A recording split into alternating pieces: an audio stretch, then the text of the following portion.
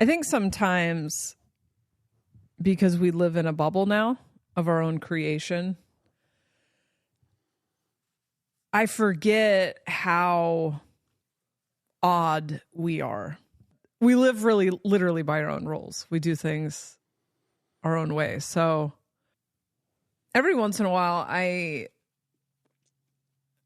just stop and look at the way that you and I move through the world through the perspective of like a normal person and kind of chuckle.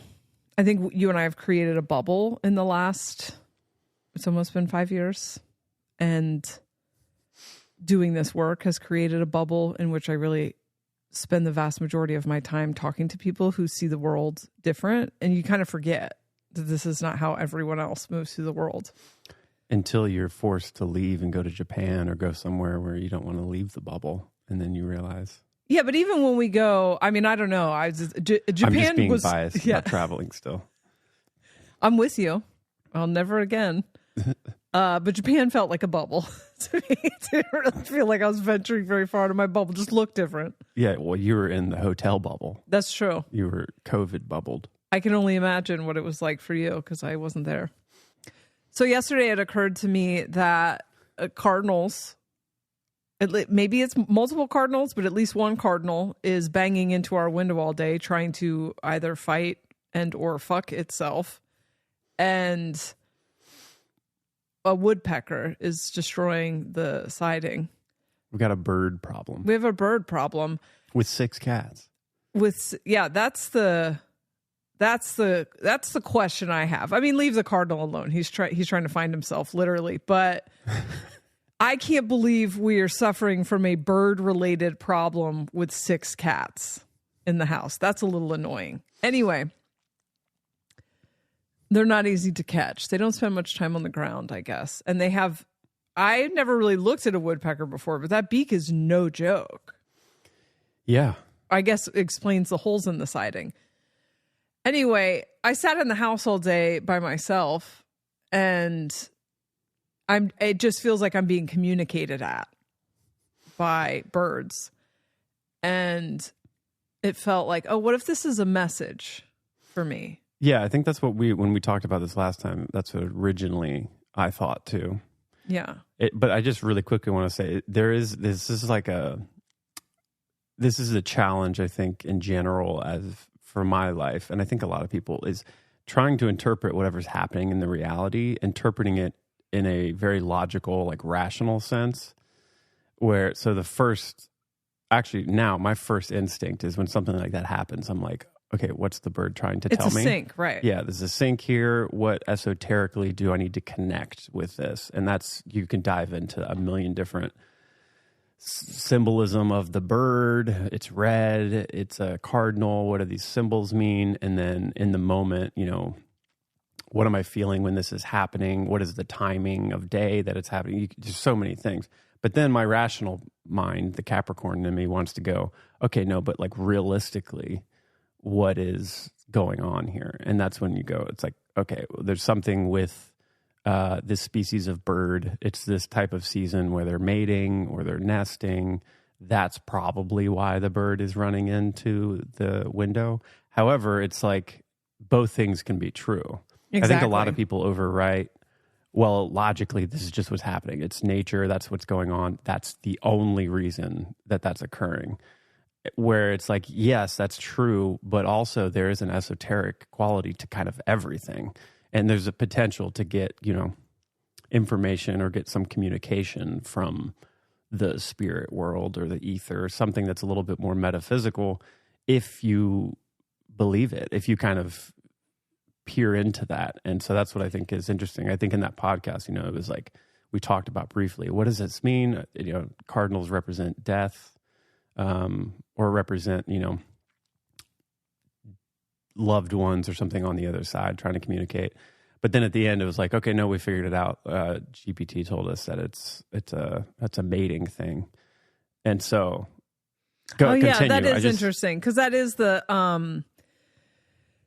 debate between the scientific materialist perspective, right? Exactly. And the esoteric perspective, where I do think it's both. And it can be, I think specifically the part where we were trying to let it into the house and then notice it went to a different window was like, oh, it is specifically looking for the reflection. It's not trying to get into our house, which we didn't really have a follow through plan for letting it in the house.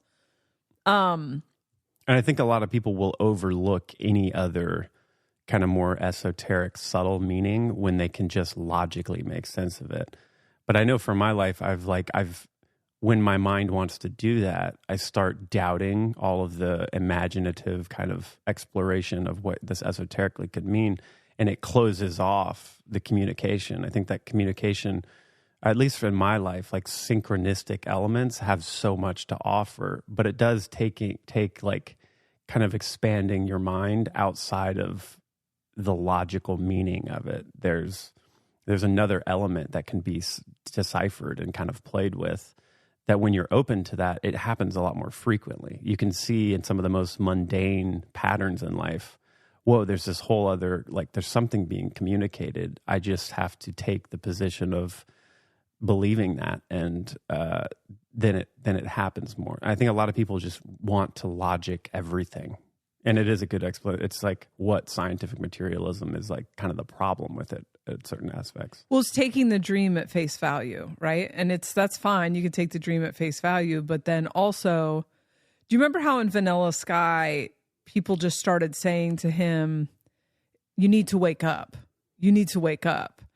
And it's like they're saying it in the context of whatever conversation, but something outside of the dream was trying to communicate with him. And that's what like synchronicities are, is the dream will reflect your internal experience. So if there's something happening, the dream will communicate it to you. There will be hints that something is off. And so if you are dealing with like sudden plumbing issues, that could be like a clogged drain, but also why is the clogged drain happening in your reality? There's houses all over the place. Like, why are they at our window right now?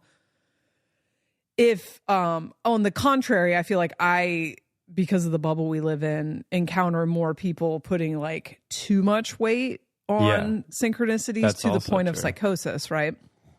So initially cardinal, death, I thought, woodpecker, I really couldn't even perceive past the like damage to the siding. I'm extremely mold paranoid. And so anything that's like going to cause water damage to the wood siding, I'm like been mostly focused on that. But it could not like ignore the banging, right? So I'm in a house that's completely silent. I'm here by myself all day and there's banging coming from both directions. And if you think of yourself in a dream, which I am right now, I'm in a simulation type dream or something, you know how like your alarm's going off and your brain will incorporate it into the dream. There's something happening that's going, pay attention, pay attention, pay attention. So then I'm like, okay, let me go deeper. The cardinal represents, some sort of being on the other side. It's trying to communicate through a mirror, right? Which is a portal. And dang, they are fast. That's the doctor's office. And it's trying to communicate through a portal, right? But it's also interacting with its own reflection. So that's telling me like a mirror, right? And then we've got the woodpecker. Why is that making me feel threatened? Because it's potentially threatening the integrity of the house, right? What would house represent? It's your vessel. What does the vessel represent? Like your body. Okay. So I was like, all right, there have been some things. Pluto's coming into my 6th house that rules your body. When Saturn came into my 6th house, I got Lyme disease. I have known as Pluto goes into Aquarius, I need to get very serious about like doing all the things that my body wants to do. I've been very sedentary for the last couple of years, whatever. So I'm like, oh, okay.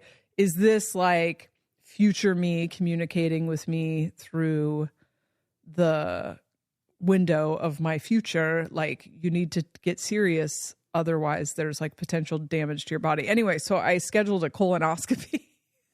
All that to say. I've been getting a lot of colon cancer sinks, and like, I don't think I have colon cancer, but I have a digestive system that's never worked. And I think it worked when I was a little kid. I think they gave me way too much amoxicillin for ear infections. I think I got probably like 6 or 7 amoxicillins a year. I was not fed a diet with anything that my body could use to build a biome. And, I finally figured it out 6 years ago. I got it functioning. And then, I had to do 6 rounds of doxycycline during Lyme. So it's just been an issue. My grandma died of colon cancer, and I just keep getting these syncs. But then those things, it's hard to tell when it's on your phone, because it's just like, did I stop on too many videos, And I'm like, I'll be 50 in 2.5 years. And anyway, so the way that I do medicine, because I don't really fuck with Western medicine too hard, and the bureaucracy of it drives me nuts. So I don't have medical insurance. And I want to go directly to the specialist, which, by the way, you can do. And you can just pay cash for things. And then there are programs for people who don't have insurance that makes everything. So I think a colonoscopy with the insurance is like $4,000, $9,000, something fucking insane. There's a company called Colonoscopy Assist, and there's something like this for everything. I found something like this when I thought I was going to have to get knee surgery. There's always something like way easier and cheaper, and you don't have to go through a doctor or whatever. But so I reached out to this company. I scheduled a colonoscopy for later in the winter, and I just got it interviewed by the lady. And so she's like, do you have a referring physician for this? And I'm like, no. And she's like, okay, so what made you want to book this? And I'm like, well, okay, so like there's a cardinal at my window. Did you explain that? No, fuck no. That'd have been but it's just so funny because you were in Wilmington last night. I sent you a text that was like, I think the cardinal and the woodpecker might be telling me to get a colonoscopy. And I double checked that with ChatGPT, and it said that the symbolism could line up. So I'm booking a colonoscopy, and you're like, oh yeah, that's a good idea. You just get a reflection of yourself from someone who's living. Like, this person lives in a world where you have a referring physician. Like, I need a fucking physician to tell me that I need, right. All you need is a cardinal to tell you. All I need is a cardinal. Because a cardinal's talking through the portal, which could represent a camera in your colon. So, anyway, yeah, there's just certain times where you have to intersect with the... Can we just briefly talk? Can we, like, I don't want it to be too long, but can we talk about the Peacock sync that we had a long time ago too? That was like specifically for you. Yeah. Because that one, I mean, I think a lot of syncs, powerful syncs, can come through animals, just because there's so much symbolism there, and it's nature feels a little bit more like programmable or puppetable. Is that a word? To be puppeted from like a higher dimensional or us in the future, that you can use that because nature's so like, it's kind of automatic and you can like move things around. But I think just tell that story kind of quickly, because it's such a powerful one, because it's so random. Like, yeah, to have a peacock show up like that. So I think what happened first, I believe it was first, was you were gone visiting Sonny. And I was at the house alone with the kids, and I was on the back porch. This is in Nashville. So I think this was 2021. And there was just a fucking like peacock rolling around the back wooded area. And you'd already lived there. I mean, I'd lived there a couple years. You'd already lived there for like 7 years. You'd never seen one there before. Never seen a peacock. And then on the morning, and then we saw that. That's when we saw the first one, was like in the back of the house. Yeah, it was in the back of the house. That was first. Strolling through, right? I think I might have been pregnant when that happened. So it was like late 2021. Yeah. Then beginning of 2022, the miscarriage happens. And I was reeling from that and decided that I needed to make an abundance course, which was so much work. Because first we filmed an entire abundance course, and then I was like, no, this isn't it. I hate it. We threw it away and we started over. And it was so much work. Like you were editing it and filming it, and like what we were doing it 24/7. And on the day it was supposed to launch, which was like 6 weeks after this miscarriage, and I would like, when I look back at that point in time, I was in a rough state. But I typically, when I'm in active trauma, it just gives me energy to get things done. I don't know. My relationship with trauma is weird. So anyway, you were sleeping upstairs with Sunny because she was in town, and there was this sound. We had a rubber chicken somewhere that was like really loud and honky, and it sounded like you guys were playing with the rubber chicken, and Sunny would get up very early, and it was 7:30 in the morning on February 22nd, 2022. So it was just like 2222222, which is those are my numbers. That's right? 222s are very my thing. Yeah. And I finally got up to walk out to the living room just to be like, enough with the rubber chicken at 7:30 in the morning. And I walk out, and there is a bird standing at the front door that I couldn't identify because it wasn't the peacock walking through the back was like blue with the big feathers or whatever. This looked like a turkey or something. And as soon as it saw me, it honked one more time, and then it stared at me for a second, and I went, no fucking way. And it was like as if it was trying to get the attention of someone in the house. I ran to get my phone. I came back out.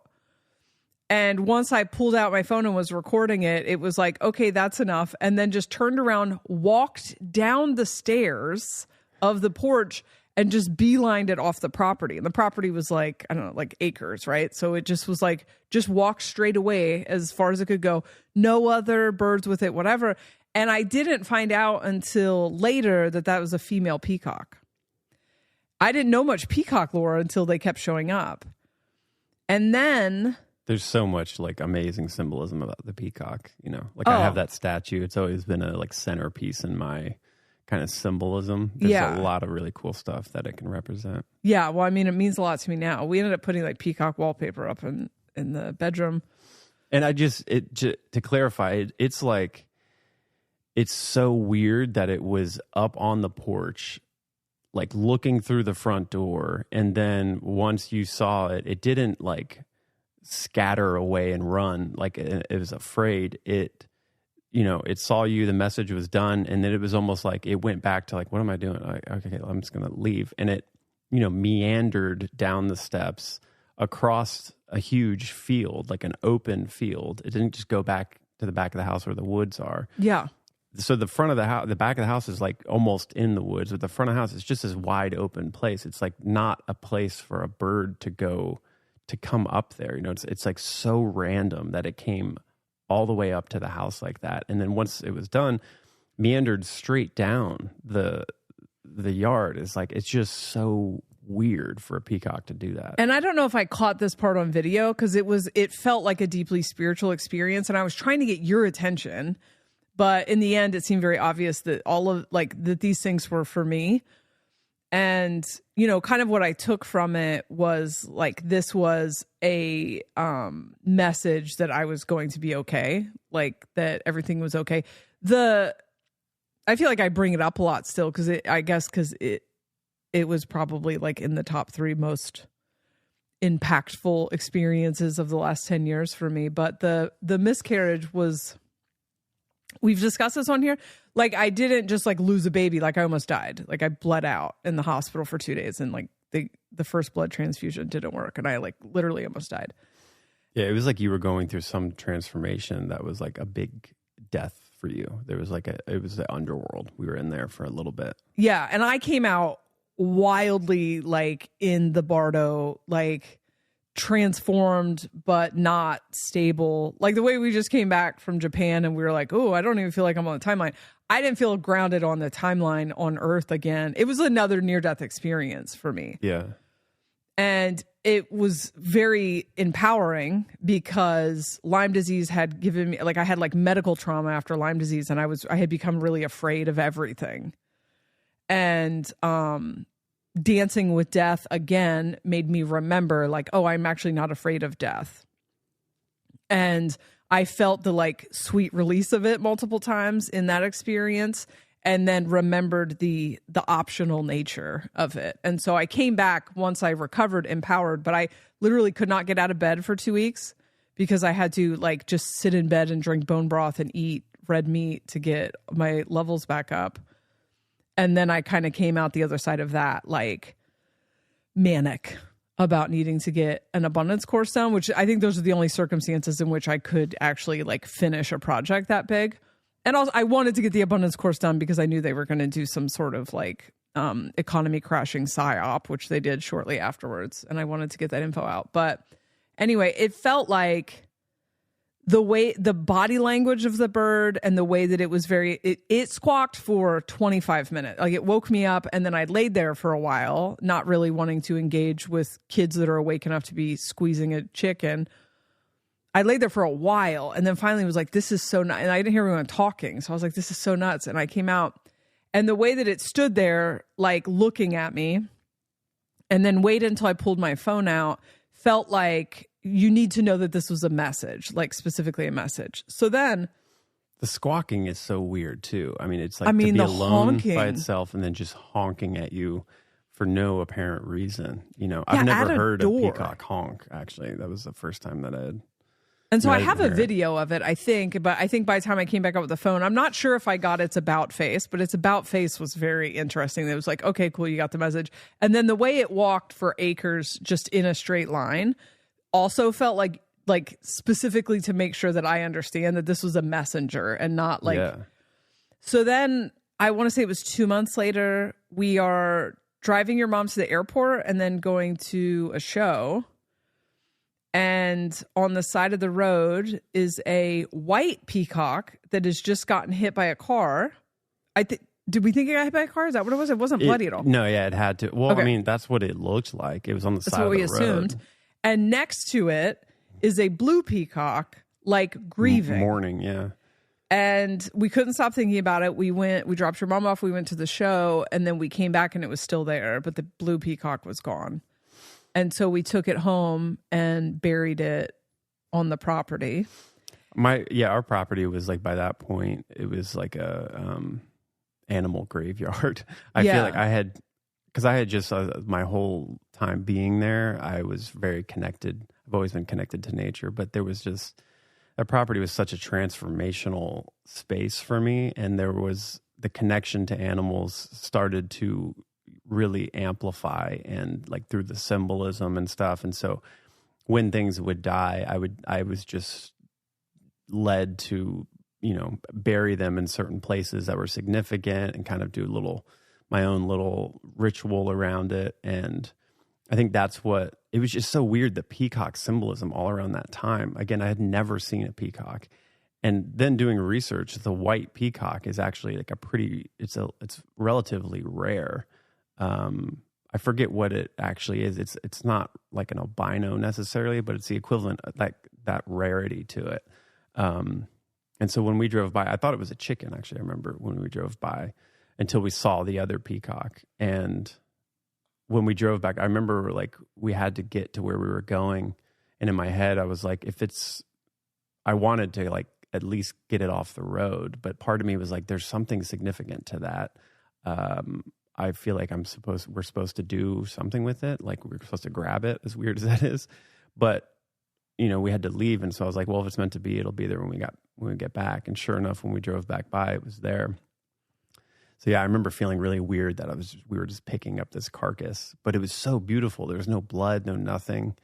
And, we brought it and buried it under that willow tree right next to the pond, which felt, all of that looking back now, it just felt like it was a lot of symbolism.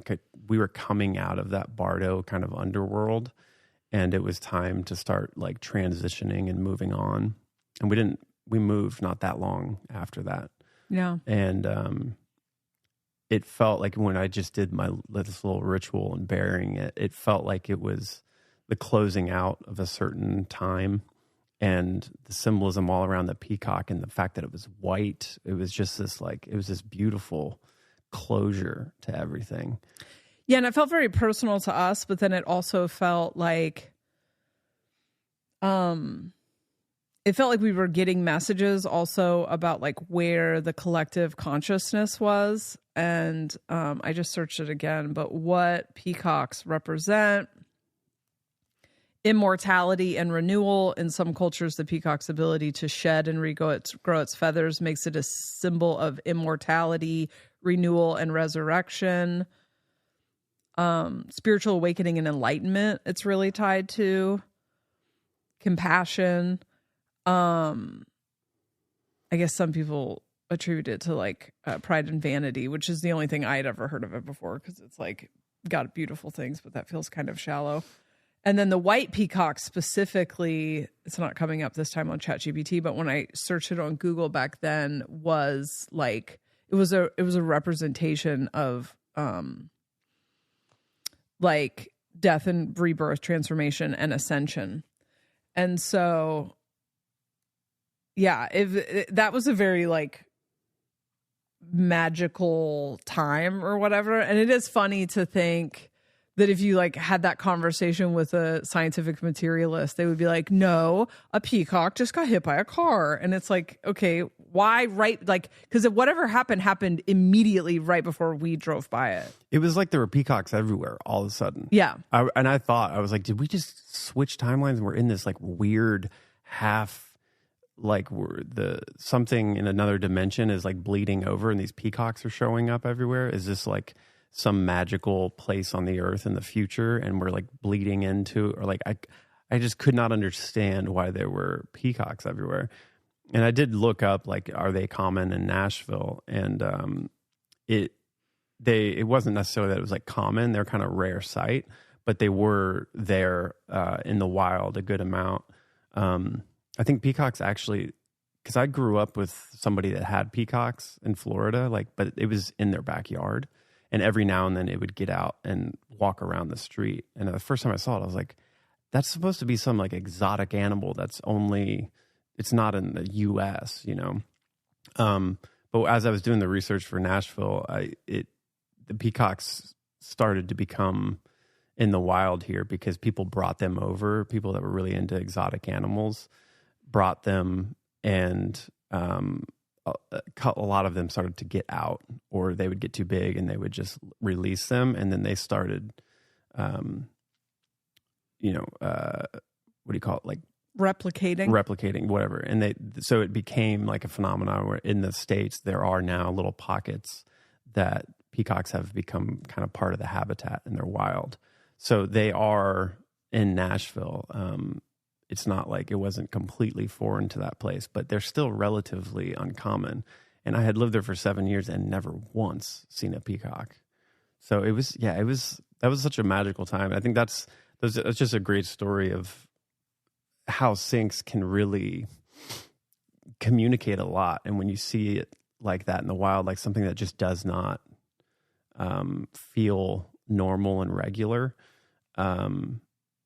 there's so much information there that you just have to kind of intuitively move through and figure out. But when I look back at that now, it's like so clear that that was a time where we were transitioning and changing and kind of having to release that part of our experience and kind of move on. And that's totally what all that represented to me. Yeah, I mean, 2020, is that incense still going? Yeah, let me turn it off. Turn it off. Blow it out. Can you turn off the incense? Can we make it illegal to wear perfume in public? Wearing perfume in public is the equivalence of bringing your fucking boombox to a public space, by the way. Anyway. Yeah, that perfume from one of Phoenix's friends is still in the car. Yeah, and it's like an instant ice pick headache if there's a fragrance, especially artificial fragrance. It's crazy that we've not yet reached a point where we realize that that's really a personal experience. As a matter of fact, it used to be considered like, this is courteous to your fellow man, to like, God forbid I smell your pheromones and know what the fuck it is you're trying to say to me. Let's make sure I'm just getting my ass kicked by Victoria's Secret pumpkin pear or whatever the fuck that shit is. So anyway, we met at the beginning of 2020 and pretty much went into extreme dark nights of the soul. I don't know if you would describe 2020 and 2021 as the worst years of your life, but I would. Yeah, it was bad. I don't know about like worst. That's all kind of situational and like, but no, I mean, it was dark. It was, at the time, it felt liberating because of the changes that I was making. I knew were the right ones, and there was a lot of relief and kind of,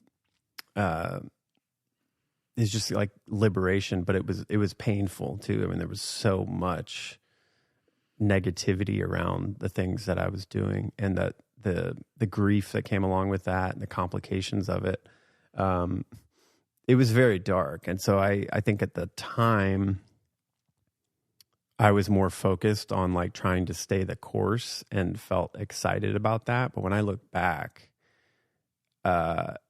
it was so dark. It really did feel like we were in the underworld and very isolated to where we were, and having to kind of take the barrage of other people's projections and deal with that and kind of stick to the course. And so I felt at that time it was fun in a sense where I was like, I knew I was shedding a lot of things that I'd spent a lot of time trying to get out of. And I was now at the beginning of like a new timeline and a new life. But having to grieve it all and everything was something that I was like a little bit resistant to, and it took more time. But, you know, looking in the rearview mirror now, it's like, I can see how dark it really was, because just in contrast to where we are, you know, it was very necessary. But yeah, it's one of those things where like when I'm in trauma, I do have some sort of like survivor thing that kicks on, or maybe this is the same way for everybody, but I tend to not realize how awful something was until it was in the rear view. Yeah. So, you know, I got Lyme disease, I guess like 4 or 5 months after like meeting, you know, and pretty early into our relationship. And then you were going through a lot. And so we described it kind of as like suffering alongside of each other. It took a long time before we even really got to focus on the relationship, because we were just literally met and we kind of had a feeling something was coming pretty quick, and then we're just launched into hell. Yeah. So I do remember like December of 2020 sitting in a bathtub, or maybe it was January of 2021, sitting in a bathtub and just like crying. Like that's all I did all day was just sit in a bathtub and just like, and then sit on the bed and then sit on a heating pad and then sit on the thing. And you coming into the bathroom and kind of sliding down the wall and sitting on the floor, and both of us kind of just acknowledging like we're suffering. We wish the other person could be there for us more, but like we literally can't. Like we're both in our own personal hells, and we came into each other's lives to kind of just like suffer side by side for a bit. And then I remember trying to do a little staycation. It was like living in Jello hell, which tried to do a little staycation, and I was too sick the whole time. I was like trying to get an AOD out, and it was so fucking like, and I look back and I was like, literally, I was being forced out of all the momentum that I had in my life. And all this to say, if you feel like everything you've ever cared about is being taken from you or whatever, just keep going. Because now I look back and I go, oh, that made perfect sense. But I didn't even know it yet, but I was like, the sickness was like taking me off of a timeline that wasn't meant for me, but really seemed like it was meant for me. And then you were obviously going through the same thing. But when synchronicities show up, and the 6 months of Peacocks really felt like they represented, it was the dream's way of saying like, okay, so this is ending now. And I would say by the summer of 2022, it felt like we were out of the underworld after 2.5 years, and we were like reborn, you know, which weirdly the white peacock felt like it represented. Yeah. Like it felt like we were burying it for it to be reborn somewhere, although I never saw a baby peacock. And specifically the one at the door felt like it was telling me like, it's okay. Like 22, whatever the fuck, felt like a huge portal already. Like what a magical day to show up. You woke me up on this day. It was the launch of the abundance course, which represented me kind of birthing out a piece of art, us birthing out, but like for me personally, a piece of art, like it gave me somewhere to put all of that grief. Yeah. And now looking back, our lives drastically changed after all of that. Like by May, June 2022, and has been completely, like, I really feel like we climbed out of the underworld at that point, and it all felt connected. The pregnancy, the loss, the near-death experience, like all of it felt like a completion to a transformational cycle. And I love that shit. Like when synchronicities show up, when that's all you have, you know what I mean? Like everything else is heavy and whatever. And then just some magic shows up and is like, just okay, well, confirms here's this. Everything. Yeah. And so these birds now feel, you know, I mean, life has just been infinitely better. I don't know. Since then, it's like, even when things are hard, that was the darkest night of my soul that I remember. I think it was worse to be conscious. I've suffered a lot, I think, in my life, but it was just a lot easier because I wasn't conscious, you know? There's so much though that comes from like when you have to go through those difficult times. And I don't think we, a lot of the times, like consciously choose to go through a difficult, we typically don't want to choose to go through a difficult thing where you have to shed certain parts of yourself.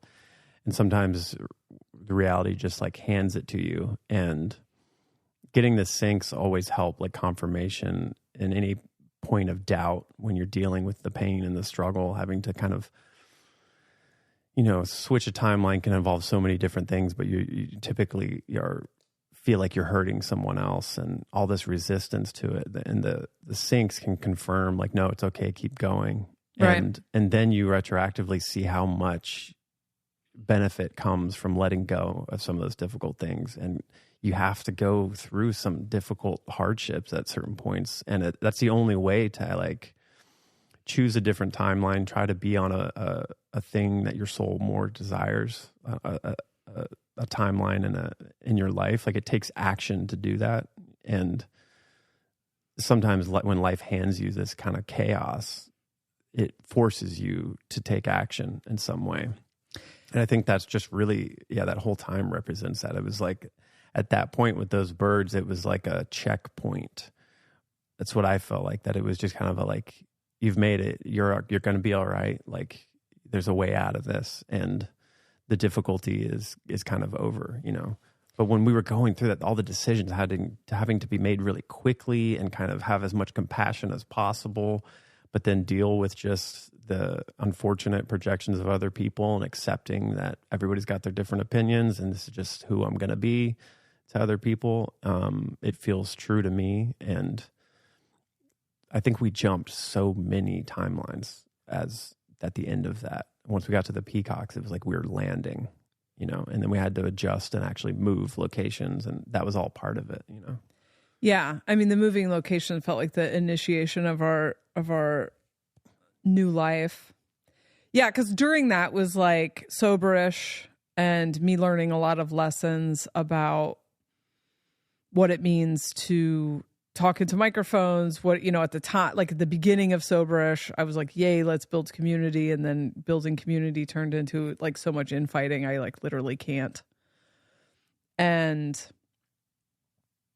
also everything that came with talking into microphones for me, which is like, I have this ongoing like internal battle with fame, for lack of a better word, you know, with having like being known publicly.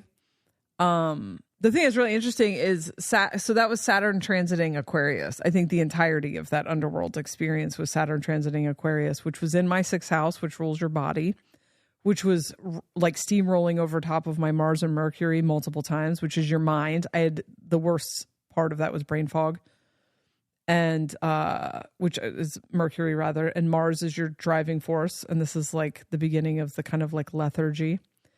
And so Pluto's now coming into the same house. And for everyone, whatever themes played out in your life and then played out in the collective are now being revisited by Pluto for the next 20 years. And that there's that temptation to look at astrological transits with like fear. And I feel like there is a lot of fear mongering stuff on social media about astrology, and Pluto represents death, transformation, whatever. And you hear a lot of people talking about like, oh, it's going to be easier for Capricorns now that Pluto's leaving. And it's like Pluto actually brings power. So in many ways, you're going to also feel less power, less kind of wind at your sails. And now it's going into this other house. And so initially I got kind of scared because that was and I didn't really understand astrology before that. I've been learning about it, but I was like, oh, now Pluto's going to come for 20 years and be where I got my ass kicked by Saturn. And I was thinking about it in the last couple of weeks because I've been thinking about these planets moving so much. And the reality is that was an extremely painful time, even though, we made the best of it.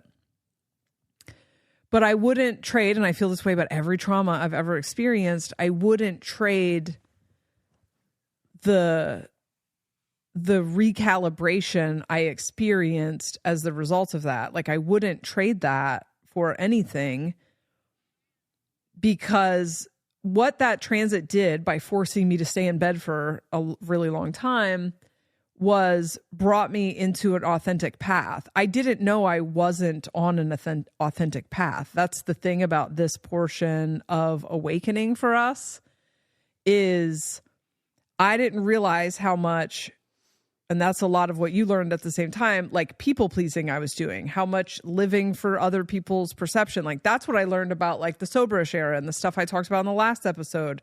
All that was happening during this, the voting thing and the I owe people a thing and a platform. That's all happening while I'm bedridden with brain fog and a complete inability to communicate my truths, which is like my whole thing. I rely pretty heavily on that.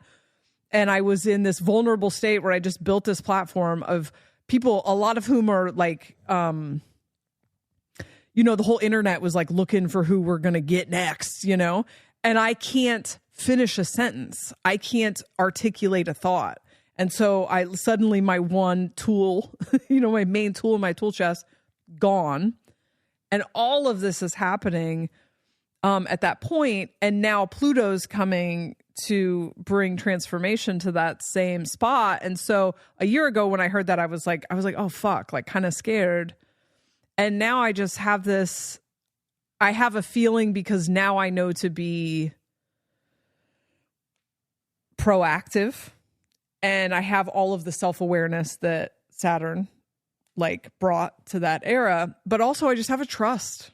I just have a trust that it's like, if that brings some sort of scary health thing, or I think it's probably just gonna be perimenopause, but like if I learn some hard lessons that take me off the path that I'm currently on and take things from my life or whatever, I just have so much trust now that, hey man, this is just bringing me to a more authentic part of myself. And to be honest, we sit here and have these conversations about how painful that time was, but I can't touch that pain. Just like I can tell you, I know for a fact when I was in labor, there are moments where you think, oh God, I'm going to die. I can't feel it now. And so, what's painful in the moment just kind of doesn't matter once you get to the other side of it, because you can't relive that pain. You can't actually feel it again. I don't know. You know what I mean? That's why they say like, women don't remember the pain of childbirth because then they wouldn't have more kids. But it's like, I remember toothaches were really bad, but I can't, when I'm talking about it, I can't feel it again, You can almost, and when you're looking back on it too, you can see how much, in a way, you can kind of be like appreciative of the pain, because it does cause action in some way. And then, once you move through time, you find yourself in a different place, that then it's easier to look back and be like, I'm actually really thankful that I did experience that pain because it made me do something. And that's where I think sometimes we just, to wake up more at certain aspects of our life that we're not paying attention to, we get our ass handed to us and it sucks in the moment and we want to escape it. But then looking back, it's like, oh, but that was such a pivotal moment. it was very dark, but I still look back at that era now as like pretty fond of it because of how much changed, and kind of looking at our lives in some kind of hero's journey aspect where you're like, wow, yeah, that was super difficult. And how much I've grown and where we are now was attributed a lot to that moment and being able to kind of get through it, you know? Yeah. I mean, I believe limitation is an oracle, and I can't remember if I've said that here or just on the Patreon, but the more I mature in my consciousness journey, the more true that becomes for me, where I think in early awakening, we are all kind of fixated on the idea of imposing our will onto reality. And I really have become, you know, human design calls it like passenger consciousness. I really have become more of a passenger in this reality. And like I said before, like I've learned how to make choices that guide my life towards things that I want to experience, right?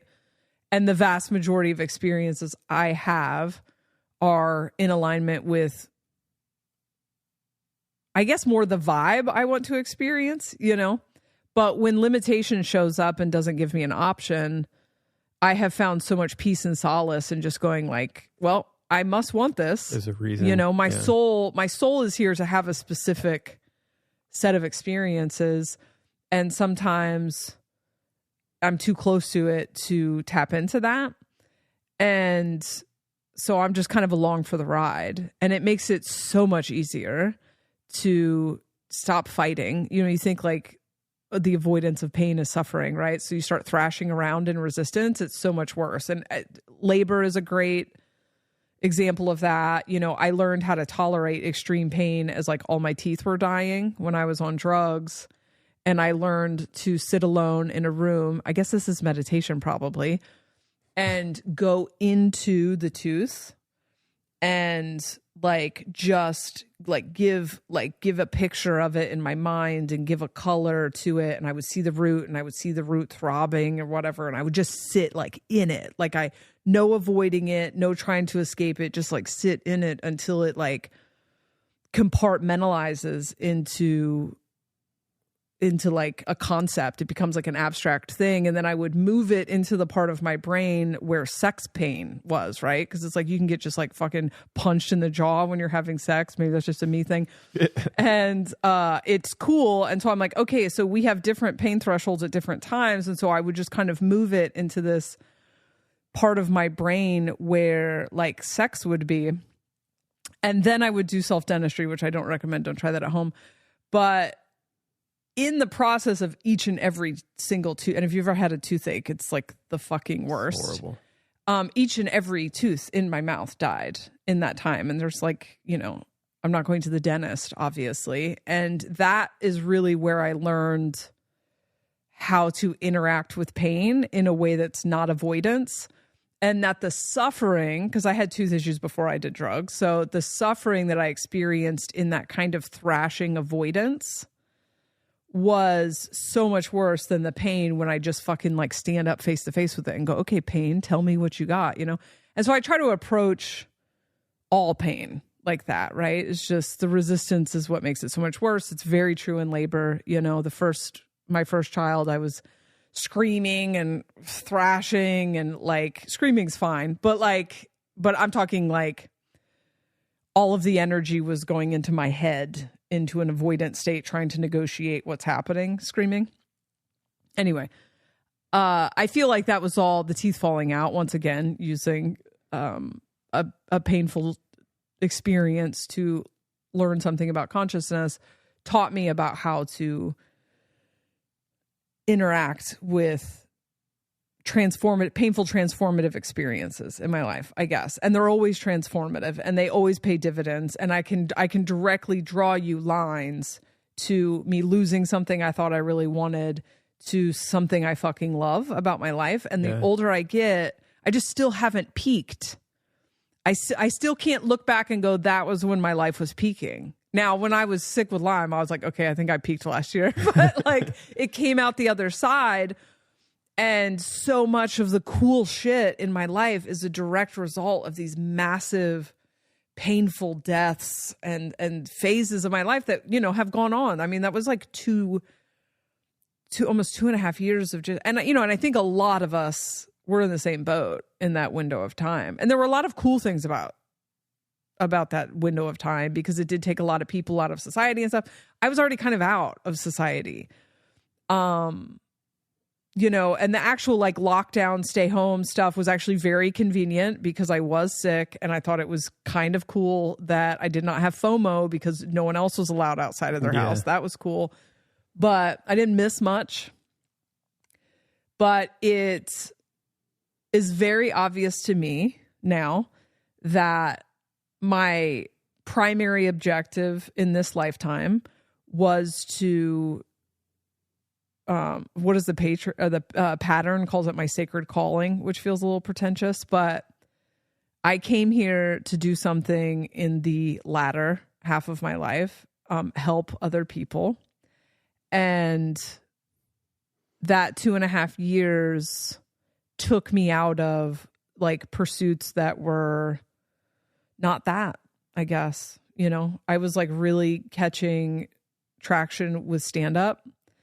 And I am kind of just someone who puts energy into what's going to let me go the fastest, you know?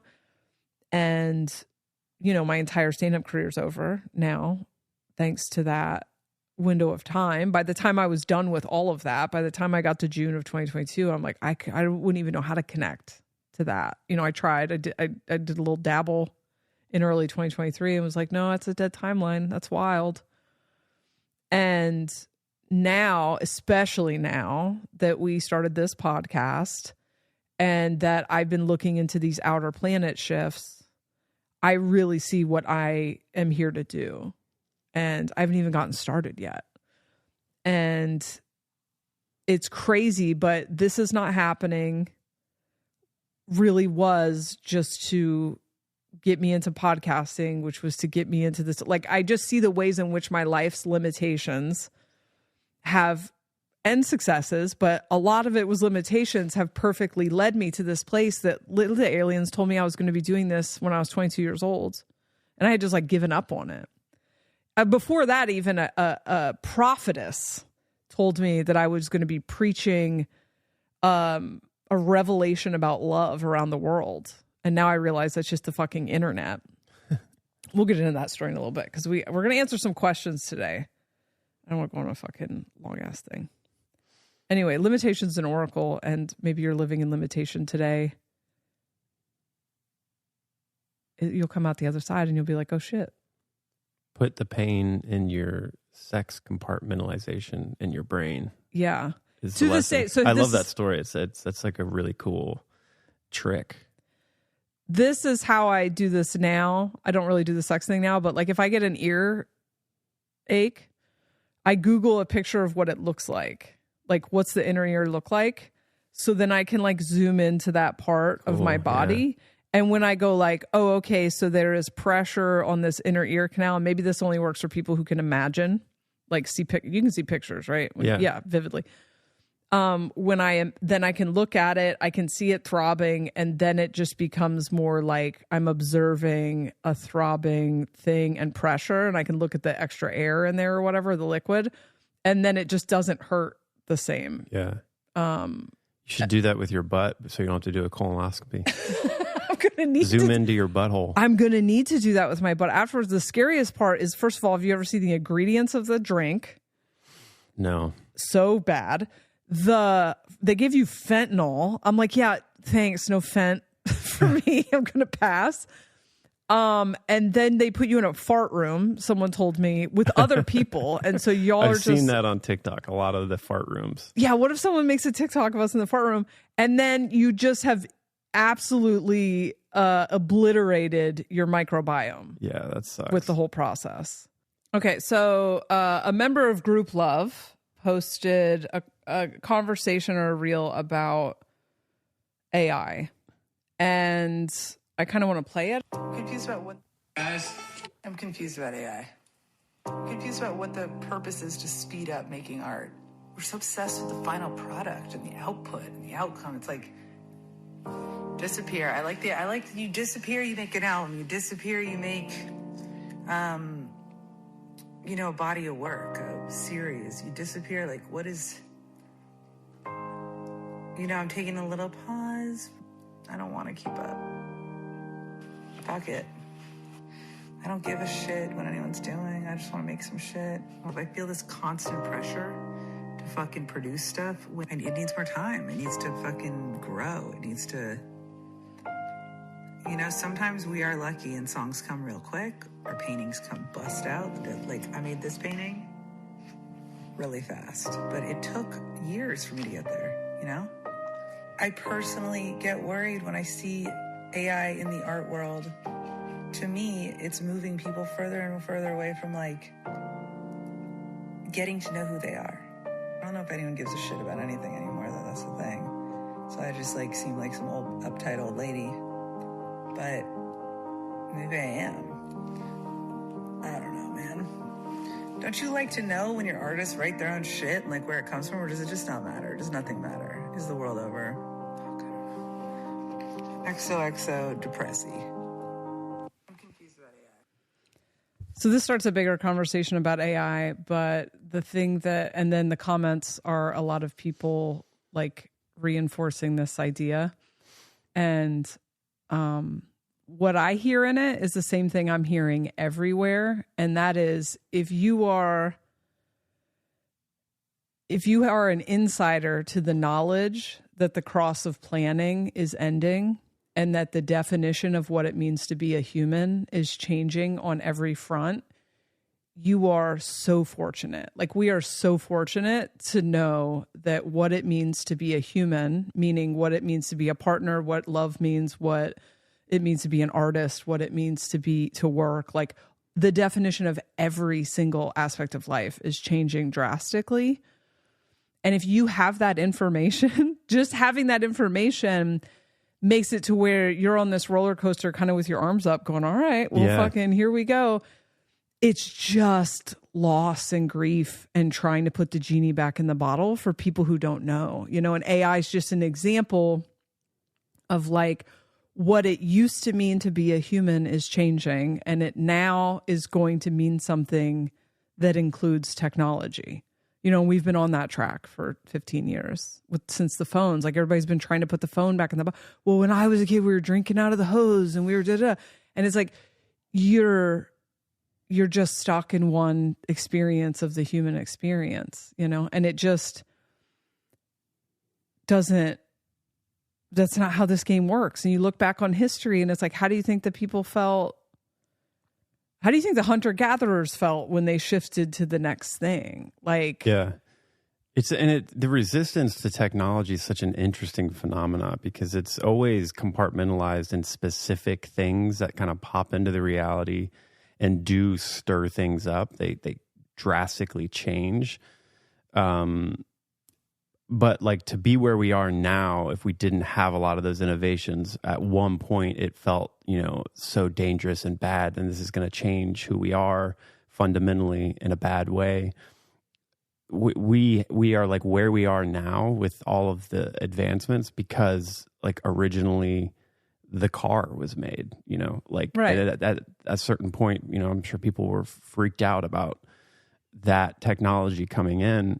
And so there's always like a group of people that resist the expansion and innovation of technology because there's like an unknown to what that's going to cause in the future. And so we resist because we think the old way is better.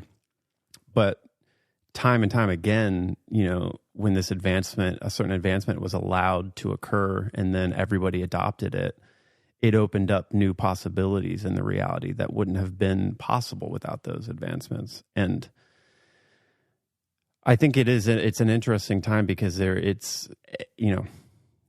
this technology is now going to influence everything and everybody, every field of work, creativity, of just everything. And so there's a lot of unknowns.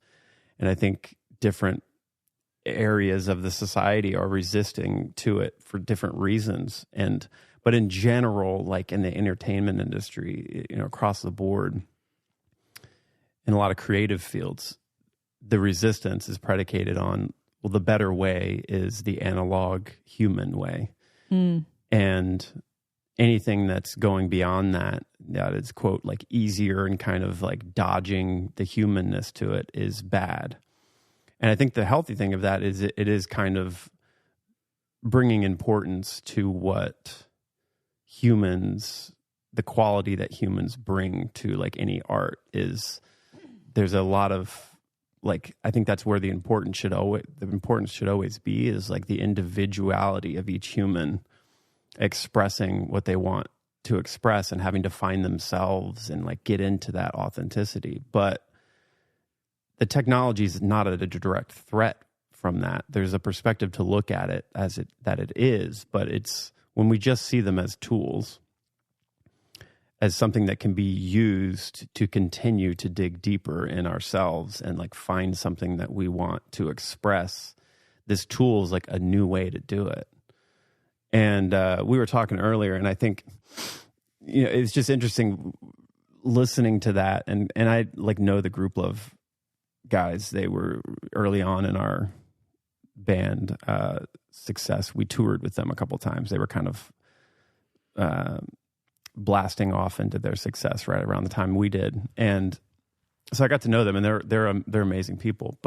And this seems like that's genuine grief. It's genuine, and I think that's true too. But it's not that the AI is taking that away from us. You can still have the humanity, and you can still put in the hard work, and you can still take time when you're creating things, because there is a timeline of like when things should be released and when is it done, you know. AI is making certain things quicker, but it's not taking the authenticity of like the individual human that's using it out. That's like some kind of illusion, because we just haven't had this kind of capability before. But what came up in my mind was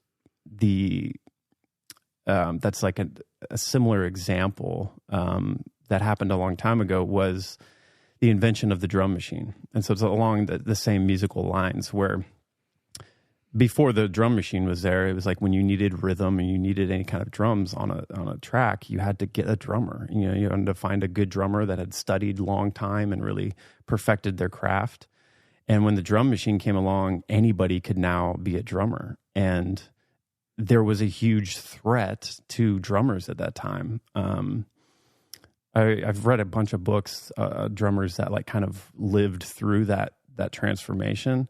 And a lot of them talk about like there was so much pushback to the drum machine from the drummer like community, because it was a real threat to their line of work. Like, how is a drummer ever going to get hired anymore when there's a drum machine that can do it and anybody can program the drum machine?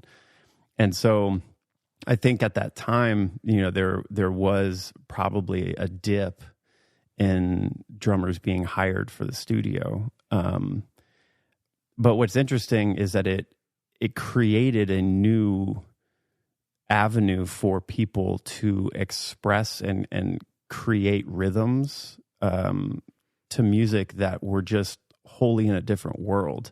And it opened up a door of certain genres to be created, and the capability of crafting a song. Now, is that where we got electronic music? Yeah, I mean, it came from synthesizers and drum machines, but drum machines like really broke through a huge aspect of it, because it's such a fundamental part of every song and rhythm in general, and it is specialized. Like at that time, I mean, you needed a drummer that had like really understood the craft. And so now it just put that capability into every musician. And, you know, then you blast forward from that, and then we get programmable music via the computer, you know, where you don't have to have a professional studio. You can click some buttons and put music together. You don't have to have, you know, a studied musician in the room. And so you then blast forward, and drummers did not lose their job. I think it took a dip, but then it comes back because there is a quality that the human drummer can offer that the drum machine doesn't. and it kind of put a new special quality to having actually this soulful human element in the songs, because we went through a period where it just wasn't in a lot of mainstream music. So two things. It's like it puts emphasis over time. You don't lose the human quality. It actually becomes more realized because you realize the special, irreplaceable quality that like a human drummer has. But we had to go explore what it's like without that. And that opened the new doors for electronic music. And it just, for now, I would say it's like created this environment in music where you don't have to know musical theory and be a studied musician to create really compelling music and create from an authentic individual place. You have the tools like the computer to make all the music, and that like came from the technology at one point, like starting to really transform the industry.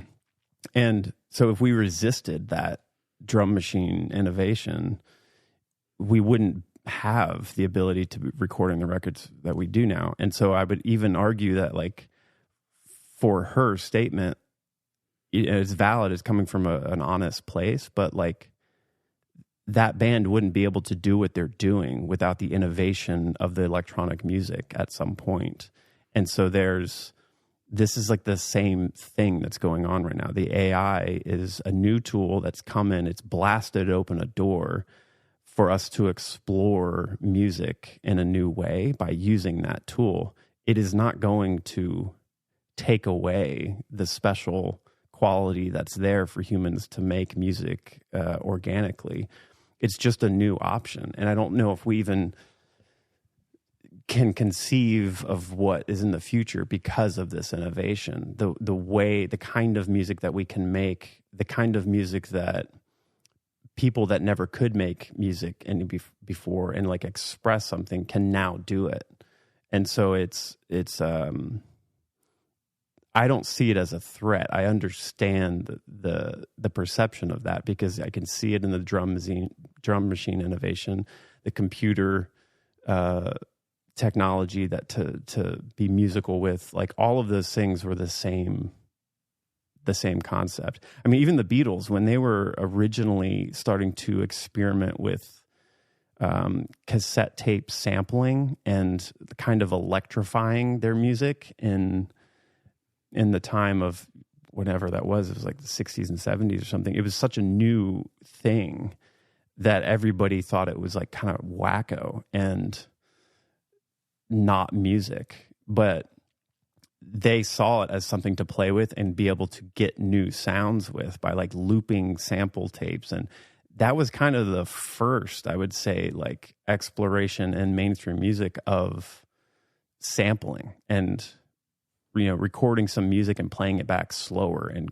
causing it to loop and feed back on itself was something that was just not known at that time. But I've heard Paul McCartney talk about it like before. It was almost like an accident, and they thought the sonics were so fun and cool. And then they put it on, I think it was, what's the name of the record? It has like, it's a very artistic, it's got the submarine song on it. I forget the name of it, but Sgt. Pepper's. Yeah, it's like the only album I know. And so it was seen as like very abstract and avant-garde, like almost too artistic to be the Beatles. But then we look back now, and that was just like this turning point where music changed, and they kind of innovated on accident just because they were exploring authentically.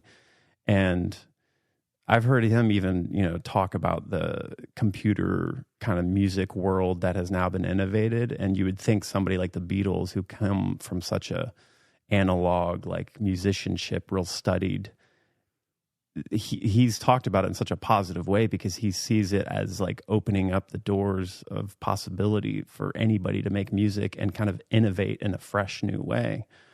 And so I had a lot of moments in my musical career of like resisting certain aspects that seem to kind of suck the soul out of music and create this kind of homogenized, like algorithmic mode of expressing. And so I had many times where I wanted to like not do the computer when we were in the band, like not have a click track, not have tracks in our music. I want to play everything.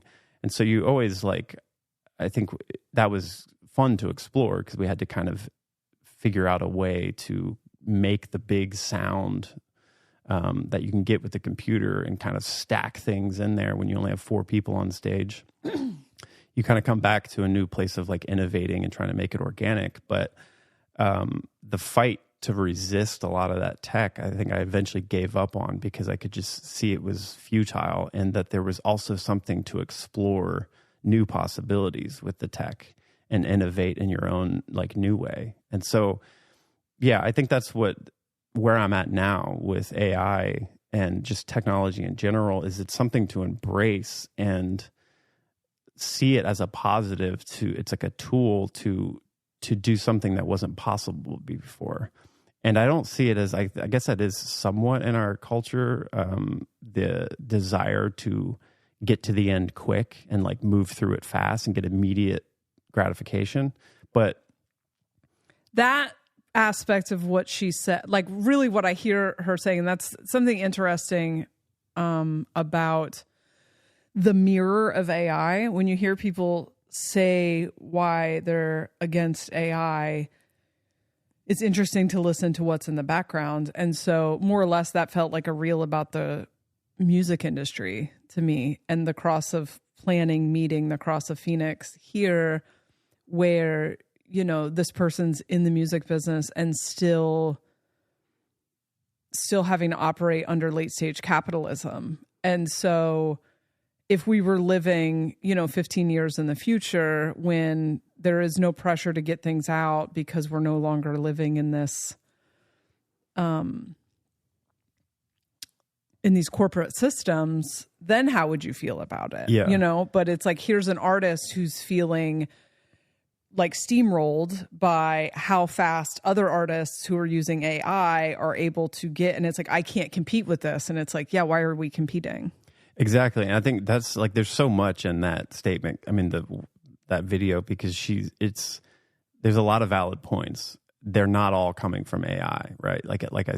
I agree. The pressure to produce music so quick and get it out is coming from a sickness and the capitalistic element that has like taken over music. Right. And I've never had that pressure personally. I am always just kind of like go at whatever pace makes sense to make the quality work.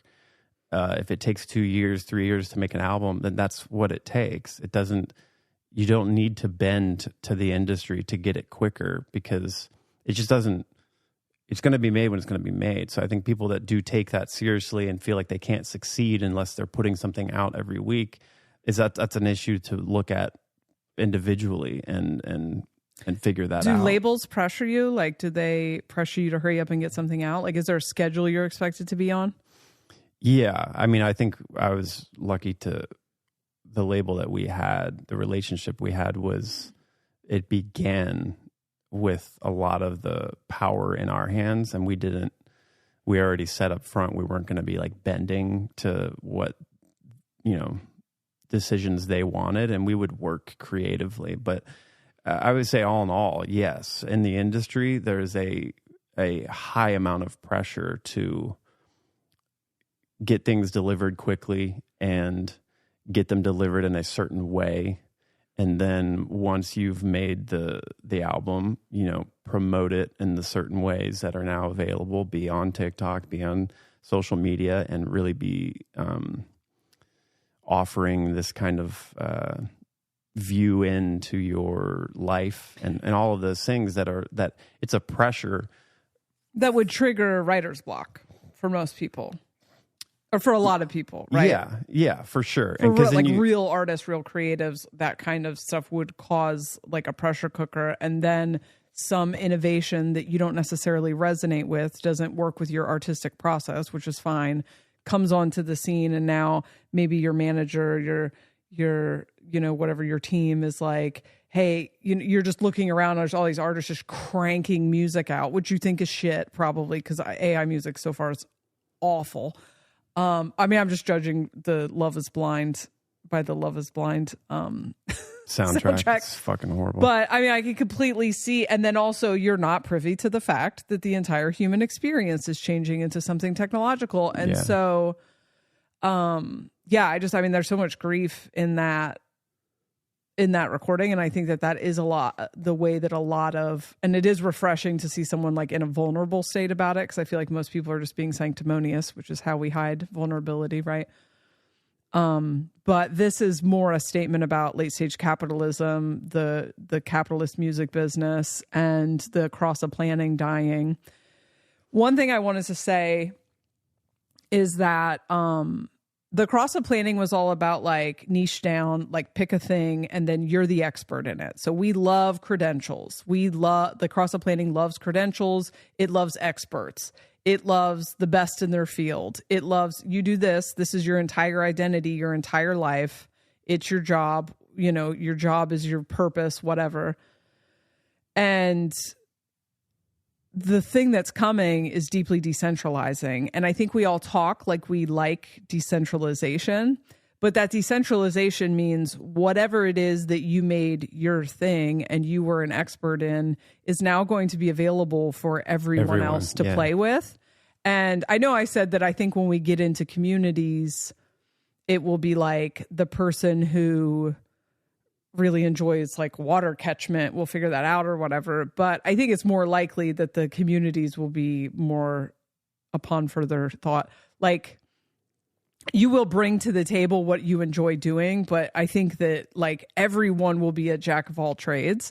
And, if you enjoy gardening and then change your mind, it's not like, no, that's it. You're the gardener now. And also if someone else starts gardening, it's not going to feel like a threat to you.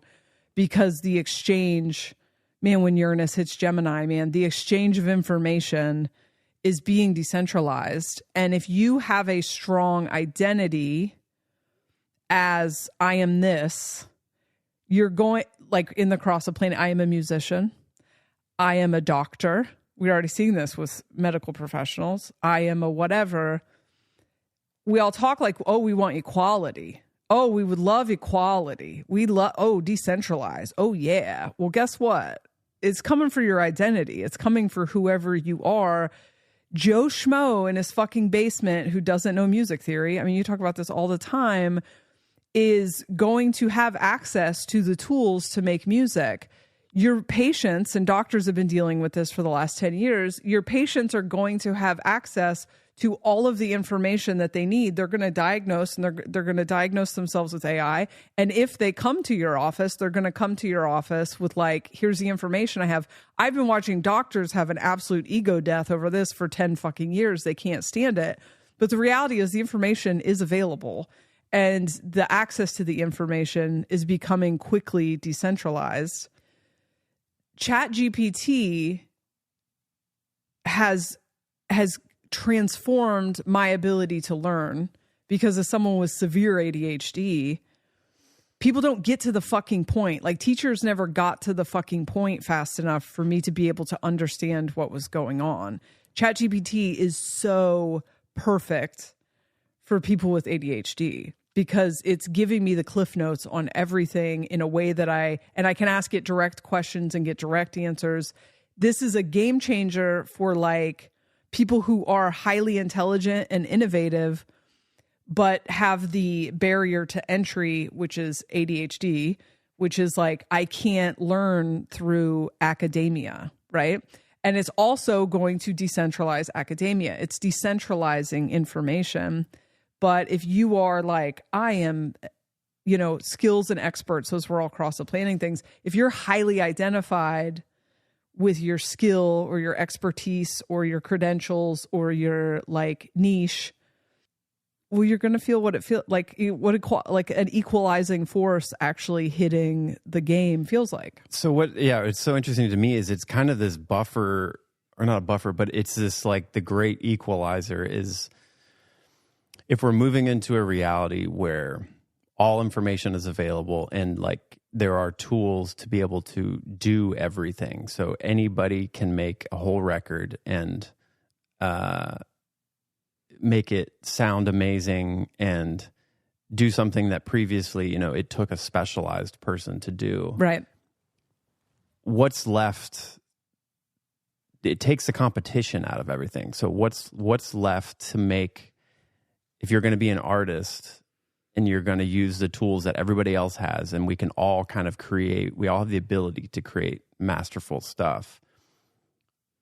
It forces you, like, what is left to do, but find your individual thing. Yep. It's not about like, oh, I have more money and I know the right musicians and I can make the cool band, or me, myself, I've studied classical music forever, so I'm the only one that has this capability. It equalizes the playing field, and it forces individualism, because that's the only way you're going to stick out, is if everybody can use AI to make their music. Like, what do you have to bring specially to it that the other person's not going to be? Well, it's just your uniqueness, whatever, however you want to use the tool. And so I love that idea, because it really takes, I think one of the things that have always frustrated me with the art, the way art is in society now, is that it's like so fucking competitive. And it takes out the fun of it. Like, constantly, you know, weighing yourself against other people. You know, I think when I was in the band and we would tour and we'd go to festivals, we would show up and you would kind of compare yourself against the other bands that were going on. And in a way we would like talk about them, but there was this kind of essence in the way we were talking where we were like competitive and comparing ourselves against them. Like, oh, this sounds like shit. This is just a repeat of another band. And it's like all behind closed doors. It wasn't like awful, but there's this like judgmental thing, because we want to feel better about ourselves. We want to feel that we have something better to offer. And right. And then the way it's competitive, because there's like the award ceremonies and the Grammys and stuff, like everybody's vying for like the first position, when at the end of the day, this is art, it's subjective, it's just supposed to be like unique. And now the way, you know, the music business is, it's like algorithmic. How quick can you put it out? All of those things creates this pressure where to be the best, we have to produce a record a month and like really push it. And it's got to be a certain, it's got to be in a trend. And all of that's like about this like competitive motivation. And so when you take all of that out and everybody has the tools and it's like equalized, then you have to show to stick out, and you have to just be unique. And that means you have to just find what it is that you can bring to the table that nobody else can. If we all have the same tools, then find what's unique about you. And the internet has been decentralizing the world for a long time. Your band is a great example of like, you know, y'all had been seen in your separate projects by the industry repeatedly, and not chosen by the gatekeepers. But then you put a fucking song on the internet and the internet grabs it. And then all of a sudden, here comes all the record labels, like, goddamn woodpecker. Here comes all the record labels like, wait, we want to sign you, right? And you guys were in that power position because of the decentralizing power of the internet. Yeah. Likewise, you know, comedy was all about like, you know, who was liked by the industry up until really relatively recently, the last 10 years. And so what did we get? We all got, you know, the same white guys or whatever the fuck, because that's who the industry was picking. And then the internet comes along and people, especially now, comedians are making their own careers with TikToks of them doing crowd work. Or, you know, podcasts is what was doing it before. The internet has been decentralizing the game for, you know, I would say since like 2014, 2015 is when it really started to take off. It's about to go warp speed. But that decentralization has always bothered people. I remember it bothering comedians, that YouTube stars started, you know, packing out the comedy clubs. But the reality is, like, they went and built their own following. They found their people on the internet, and now they can fill a comedy venue. I think now what's happening is the tools are becoming available for everything, but it's the exact same thing as like, do we hire a contractor to come do this job, or do we watch a couple YouTube videos and buy the things ourselves and save, tens of thousands of dollars, and also don't risk them doing a shitty job, and make it more unique. You can add your own like flavor to it. Right. That's what I think is really cool. It's like when you look at it this way, you can see the cross of Sleeping Phoenix, like how it's going to force everybody to be an individual. Like when that the playing field is leveled, you just really have nothing else to do but be an individual and not like see the tools as a threat to your individuality and humanity. It's going to amplify it, but we have to let go of the attachment to this being so identified with your specific craft, and you're trying to be the best in the world. It takes the competitiveness away, and then the only way like that's going to create like everybody just wants to hear and see more diversity and like everybody's individuality. That's going to be the currency is that, not and then the gatekeepers won't be able to like commodify everything and hijack things because everybody's different, and I love it. It's like that's why I've always had this feeling that there's like an artistic renaissance coming upon us, but it is the kind of radical understanding of like everyone's going to be able to make anything, and you aren't special anymore because of your education and your upbringing or your specialty. It's really about what you individually have to offer that nobody else has, and that's your humanity. That's like however you want to use the tools.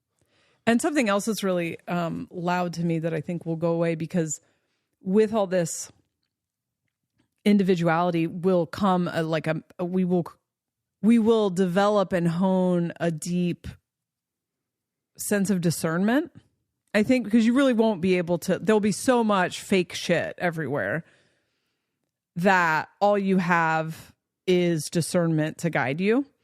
And all of the artificial means of fame, I think, it's like really when you understand how the thing works, you realize how much of certain artists being famous was because we weren't given an option. They were kind of shoved down our throats. And then you understand that people who have record deals are like artificially getting on playlists and getting put in front of you because their record label signed a back deal, like whatever. I remember when Amy Schumer must have gotten a new PR agent or something, and the fucking Amy Schumer getting shoved down everyone's throats every 5 seconds. And it wasn't even like a statement about her comedy. I didn't see her comedy back then. It was just like very obviously artificially getting pumped into every fucking social media thing there was. No one's going to like, when everything is available, no one's going to give a shit about that. That's already kind of starting. And you're really just going to have to stand on your creativity.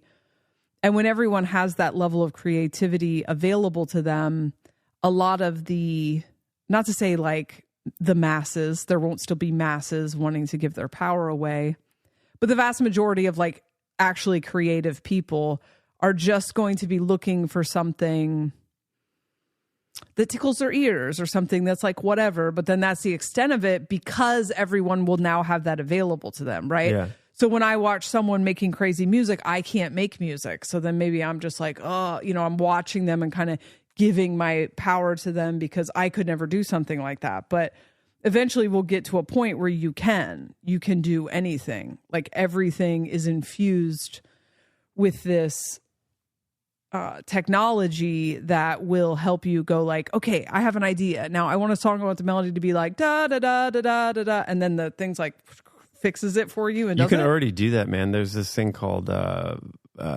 vocal. Shit, I can't remember the name of it, but there's essentially you can.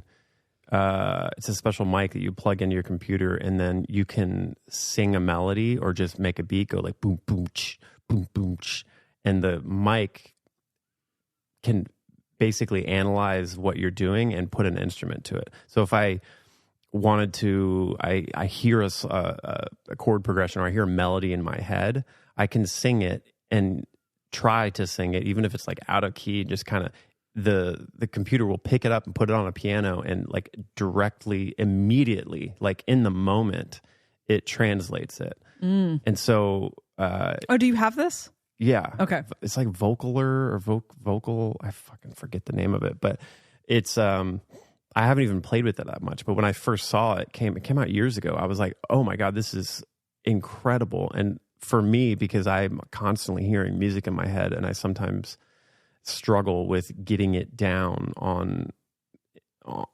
in the computer because of my like limitations in all instruments, and that I was like, this is a way to get it out of my head and make a song with it and you just use your mouth. Like, you can do it with a beat, you can do it with the piano, you can create a whole thing just by getting it, if it's in your head, just like trying to sing it out. And again, it does not have to be perfect. It'll automate things for you, and then you can change it and adjust it, move things around. But I just get this feeling, it's like, it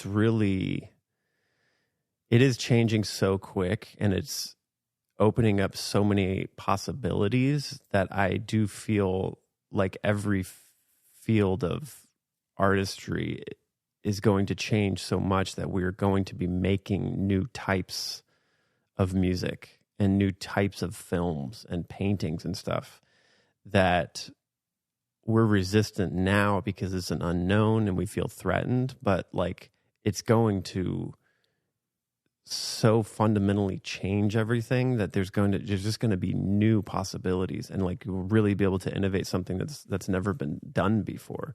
Because there might be like an amazing piece of music in some kid's head that doesn't know how to put it onto a computer. They can just get up on the mic and start to like get it out. And now we've gotten that incredible piece of music that like there was no other way for them to get it out, you know? Yeah. And I think what everyone's afraid of, because I'm thinking back to like last year when SAG was on strike, because like the corporate overlords want to take this technology, pay you once for your likeness, and then commodify it. Do you know how fucking awful that art's going to be? The thing to keep in mind here, I guess, is that we are going into a decentralizing energy. So we're more or less talking about like everyone having all of this all these tools of creation available to them. But at the time, we're only able to look at things through late stage capitalism. And so it brings up all of these security fears. Like, my question is to people who are deeply afraid of AI and what it's going to do to all of the fields is, if all of your bills were paid and you just had abundance, how would you feel about it? Like, would you feel differently if you weren't like born, raised, and conditioned in a reality in which your work is how you survive? Because that aspect of reality is changing. The tech is probably going to be part of the story of how it's changing, but the corporate overlords are not going to successfully, I don't believe, for any extended period of time, they are not going to successfully create art. They can't even successfully create art with insane budgets and a bunch of the best actors in the world right now, because we are creatively at the end of an era. My God, if we get one more movie remake or one more fucking reinvention of a genre of music that's already happened, we are in desperate need of an artistic renaissance. Feels like we're at the end of the album and it's just like, just skipping on that part, you know? And so I think that a lot of people's fears are like, why are we having a conversation about AI revolutionizing all of these industries before these corporations are dealt with? Because these corporations are just going to fire all the humans and take all our jobs, which I guess leads me to something else I want to talk about, unless you had something else to say about AI. No, I think it's... We got a comment on YouTube that was from someone who is in city planning, because we talked about the 15-minute cities. And I don't know a lot about the 15-minute cities other than I kind of voyeuristically watch like conspiracy theorist talk or whatever, and I think you've looked into it a little bit more than I have. A lot of the innovation coming, everything that's new that's coming in, our temptation is going to be afraid of it. Everything that is like, we're going to do something different, our temptation is going to be afraid of it. And I think the 15-minute conversation was really interesting between us because that would be our ideal life. I would love to have access, like the kids could just go outside and there's a place for them to play games with other kids, and there's kids that live in the environment or whatever. I wouldn't want to live in an apartment. You know, I don't enjoy that. I've done that a lot of my life. I don't want to do that. But like, if everything you needed was within 15 minutes, that's like your ideal life. I mean, you're the guy that doesn't want to leave the house, right? And so, but then there are people who are like, well, it's going to be surveilled. It's going to be this. It's going to be this. But there's not any proof of that, right? And it's not that I am closed off to conspiracy theories at all.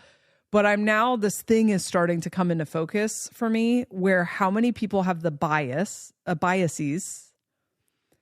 of wanting to protect the cross of planning, right? And so they hear certain things like, even something you said in the episode, which was, well, yeah, if everything you need is within 15 minutes, then you just eventually become like complacent and don't want to leave. And it's like, yeah, you mean your dream life? Why do we need to leave? Right? And so this is already something I believe we're headed toward, a really internalized reality in which you live in a small thing and you can leave if you want, but the infrastructure will have largely collapsed, let's say in 50 years. So I don't know about flying anywhere. Maybe we build a high-speed rail or something, but like the desire to go around all over the place kind of fades. And the majority of our life is like about contemplation and taking care of the body and developing the human, you know, the way Robes frames it, like developing the human potential, and that you don't run around all over the place. And so what if the advent of this concept of redesigning our society as something that's broken off, that I'll die on that hill. Like, if we want any sort of peace, we have got to learn to break off into smaller groups and just fucking let everyone else do their thing and like learn to bubble down with people we resonate with. That's a 15-minute city. I mean, and then it's just like this, like very small, it's like, depending on how big your group is and what you decided to build a family around, they're like compounds. And we trade with other compounds, and you can go travel it. Some people will just travel. That's all they do. But the vast majority of life in the Cross the Sleeping Phoenix will be about contemplation. What do we got as constructs? Contemplation, the present moment, innovation, intimacy, the emotional experience, abundance. These are all like fast, I think, in a different way than capitalism was fast, but they're inward. It's an inward time. And so I think it's interesting is this person's comment was like, nobody's organized enough to, I should just read it. I think I've had too much caffeine. Basically, the city planners who are working toward 15-minute cities so far are trying to fix the flaws in previous urban planning, whatever, and that to the best of their knowledge, there is no big agenda to whatever, which I think that agenda, if it does exist, is corporate. It's not government. But nobody's organized enough for that, which is one thing that I think about a lot of, like, leaning towards government conspiracy is I do think a lot of it's incompetence and opportunisticness in in the moment, you know, a lot of people just like pursuing their own greed rather than we've got to get everybody, you know. I think that getting people somewhere where you can drain their energy is more of like an entity, kind like, you know what I mean? Like non-physical agenda, if that exists. Anyway, so what makes, and I don't think you and I necessarily, we're certainly not afraid of 15-minute cities, but like what makes us, the big us, afraid of progress to where the first thing we jump to every time there is some progress forward of something new that hasn't existed in our lifetime makes us assume that it's malignant, you know? Yeah, I mean, I think it's always been, I think there's a lot of proof in the past where we have innovated something has been innovated and then offered up to us, only we come to find out later it was not good for us, and it was a bit of a trap. And I think people have started to discern a lot of these like things that are almost too good to be true on the surface have got some kind of backdoor thing that is not going to be helpful and is going to kind of manipulate we're going to be manipulated into saying yes because it looks so good on its surface, so bright and shiny, and it's going to liberate us from a lot of the struggles we've had. And then to come find out like this, the Roomba is now spying on us because they were able to get it connected to the Wi-Fi because it makes it easy because I can turn on the Roomba from my bed and my phone and vacuum the house without having to do anything. But to do that, we had to get onto the Wi-Fi, and now they can backdoor, like be able to monitor us for whatever they want to do. And I think there's an extreme to that conspiracy thing of assuming and becoming so paranoid with any kind of innovation that we resist actual good innovation. Yeah. But the 15-minute city thing is like, I get what you're saying. On one hand, it's like there's a lot of positives from it. And I do think that's why it's being pushed in a way, because it's a relief to the reality we're in right now where everything's difficult and you got to pay for everything and you got to travel. Gas is too expensive and I just got to go get my groceries. The groceries are too expensive. If I could get them delivered, I would cut all that out. And I think the question to ask is like, who's driving that? Who's designing it, you know? And like, I think that, I mean, in general, the corporate thing is actually what's running the world. That's what runs the government, and then the government is the pawn for that. And so thinking about what the benefits could be if you got everybody in a small system like that, how you could subtly limit their ability to be free individuals, and how you slowly could pull them into a more controlled environment is the thing to consider with the 15-minute city. And I think that's where the conspiracy came from. The way that there's like cameras on every light now, like traffic light. There's cameras all throughout the city. Every store you go into, there's camera. We're being watched everywhere. And at some point, you know, you can start to see how the AI and technology would get so advanced where whoever's controlling that, like the corporate kind of overlords that are, getting that technology to market, like do have a back door, and they're monitoring us for some, reason of control, I would say, whether that's to like keep us safe. So we're going to be able to monitor who is nefarious or who's trying to come in and steal your shit. Well, we can see and we can record it and find their face, and then we'll go get them. And, we're going to keep you safe. But at what point does it become a thing where that it's like Minority Report, where you have this precognition to be able to tell when someone is going to commit a crime and then stop them before that? Things like that I see as an element of the innovation that is going to be kind of a possibility. But so the 15-minute city thing, I think it's twofold. And I think whoever's making it, if we have like conscious people making that, with the motivation being making the difficult things in life easier now and more convenient. And the motivation is to allow people to have a more inner life and not have to, struggle to work just to pay the bills and survive. Then it's a great thing. But I don't see many people in powerful positions that are building those things that are not directly influenced by corporate greed and control. The whole thing is just about like controlling people and controlling the information and controlling the perception of people's reality. And if that's who's building the cities, well, I got to suspect that there's some nefarious thing going on there. 100%. Yeah. It's you will own nothing and be happy, I do believe is a log line for the future.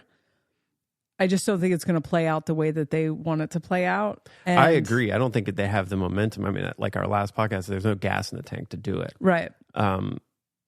It's like our perception of ownership is going to change, and therefore all of their power is gone. Like if the masses go through an evolution in which I think is probably going to come from a lot of chaos and a lot of earth changes that cause like mass migration anyway. Like we're already mass migrating, and then it's just so chaotic for a couple of years that everyone just kind of like doesn't give a shit about the government, and then kind of just like doesn't give a shit about the corporations they also don't have cross-planning gas in their tank. So the planes are having issues right and left. Friend was just flying somewhere, the pilot never showed up. It's like, you can only control things if you can there's labor to exploit, and so they're going to fall apart as well.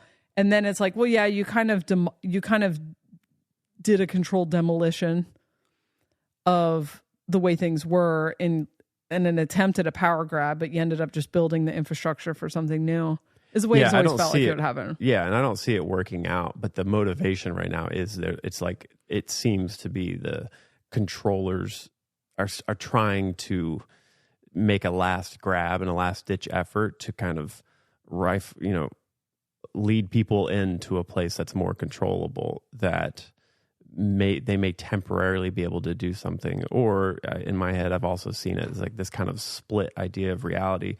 Certain people that want autonomy and can have aligned themselves in a different timeline that it's based on autonomy and like innovation and expansion in a conscious way, will choose to not go into those kind of control mechanisms. But people that don't want that genuinely do want to be controlled because they feel safe will temporarily go into places like that and have a lot of their freedoms limited by choice. Yeah, I mean, here's my hot take. The World Economic Forum is a psyop.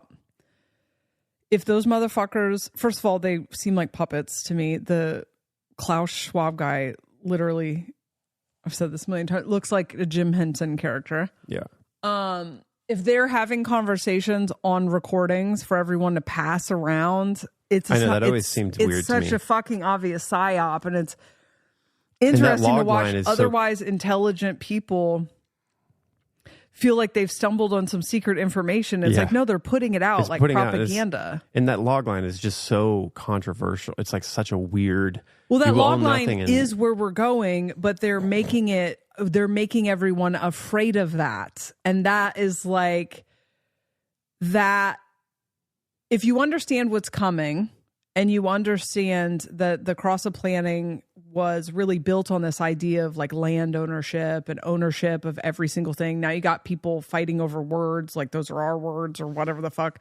Like that's all cross-planning shit. And this decentralizing energy is coming in, and that people aren't going to give a fuck about ownership anymore. And therefore all the money you've hoarded, all the resources you've hoarded don't mean anything because no one believes in that game anymore. How do you kind of get in front of that and try to trick them out of that is to convince them that there is something malignant or some fucking agenda behind the idea of changing our relationship with work. And because literally what they say in that speech or whatever, they say something about like people, or maybe it's not that one, but in the same genre of things people are afraid of, is like people won't need to work anymore and you just kind of get paid to play video games or whatever. We're all headed into that. It's already happening. You got Twitch.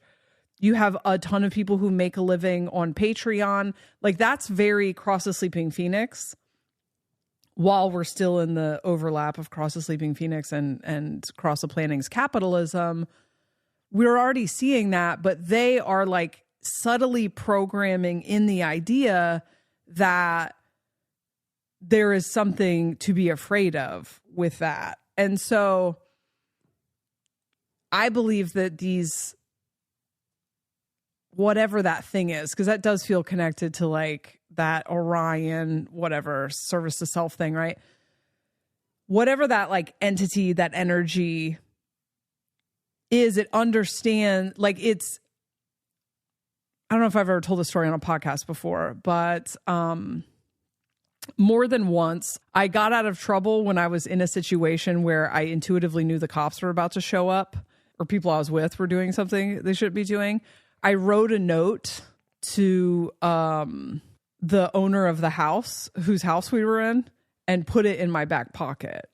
So then when the cops came and searched me, they found the note. But I didn't tell them, look at the note. I let them find the note. And because they found the note, their ego and that like investigator ego, their ego went like, aha. So they were too hung up on their story about them discovering a piece of information to realize that I planted the piece of information there for them to, I won't give you the details of the story, but this has happened twice and it worked both times. Likewise, if you create a bunch of bullshit propaganda and then you put it out and let conspiracy theorists believe that they discovered it, even though it's obviously planted there, the conspiracy theorists will then pass it around amongst each other and then proselytize it from the rooftops, because the conspiracy theorists are addicted to the story that they are, you know, the sky is falling and that they have to let people know. And so they're raising awareness. When you're raising awareness about something, the more people aware of it, the more you can create it. So I believe they use things like the World Economic Forum to plant seeds in which they get the power from something that would otherwise be taking the power from them, by planting the seeds, like taking the seed, and the conspiracy theorists are the wet paper towel around the seeds. Right. I've maybe said this on here already before. It's so fucking obvious to me. And so I just want to make sure that I'm constantly questioning, like, why is Elon Musk, who seems fucking obsessed with the idea of AI being dangerous, why did he just make robots that look exactly like the robots in iRobot? Like, with all billionaires, I know some people like some of them, but like with all people who currently benefit from the cross of planning, everything they do and say I'm taking with a grain of salt, because they know the great decentralization is coming for them. And I think everything they do is an attempt to try to hijack it. I don't think it's going to work, but yeah, it's like, what if 15-minute cities that are like co-ops? Or they're not even like co-ops, just because we just lose this entire idea of like ownership and taking from each other and competing. What if 15-minute cities are the future? I believe that. I believe they are. And so I don't want to live in a smart house where my washing machine is recording my conversations and then selling that data to a hedge fund. Yeah, I think that's the biggest part of this, is just for everything that's being innovated right now, it seems to be coming from a controlled corporate kind of place. And right. That's why the conspiracies pop up. I agree. I think that there's a lot of these conspiracies are purposely put in, and that's just bait, and you can discern where they are. I mean, it's like pretty obvious to know that, like, well, this is just obviously handed out via some corporate thing, and then everybody took it as, I found it out, like I discovered this conspiracy. I was like, no, it's just fucking handed to you. Yeah. So what you found it on YouTube? Yeah, where they put it? So the motivate, like, you have to always be, this chess game is crazy. It's like multiple levels. Okay, so now why would somebody want to put that out to get conspiracies people to amplify it? Yeah, it's to create fear around something that's probably positive. And they were trying to create us to block that out. But I still am just so, everything that has been innovated that has tends to go into a place where it actually benefits people, there's still this back door that people that some corporate kind of entity has to be able to now hijack things. You know, like the internet was that way. The internet was originally like some weapon. It was developed to be able to use as a weapon, and then it turned into something really positive. And so then they couldn't turn it off. They had to like start to control it, and they had the ability to do that. Social media, Instagram started as this beautiful way to like color your photos and share it with somebody. And then it became too dangerous for people to connect and share things. So then they had to backdoor create like, you know, controlled censorship and create an algorithm that's basically meant to just be like an advanced advertising mechanism to get you to buy shit. Everything that was like really positive eventually like bends back into this corporate thing. And so I'm skeptical until we get to a place where that cross of Sleeping Phoenix is like actually engaged and there is no gas in the tank for that to happen.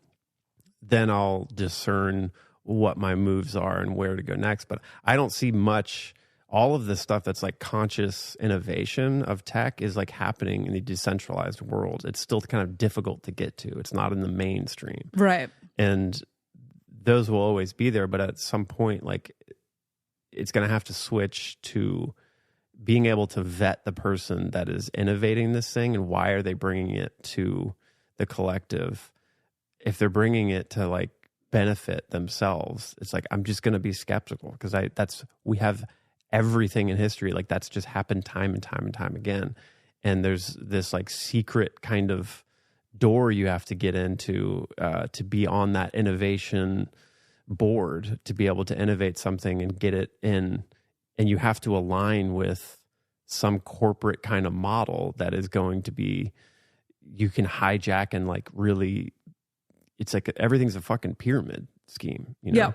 Yeah, that's where I'm at. If a corporation or the government comes out and they go, we got a solution to your problem, it's universal basic income, whatever, it's just a hard no for me, just based on I'm not handing my power over to anything that is like established as a power in the old thing, because they've a proven track record of not. Why is there arsenic in the fucking tampons? Do you know what I mean? Like it's formaldehyde, it's whatever. Insane. I don't trust corporations. I don't trust the government. So next, you know.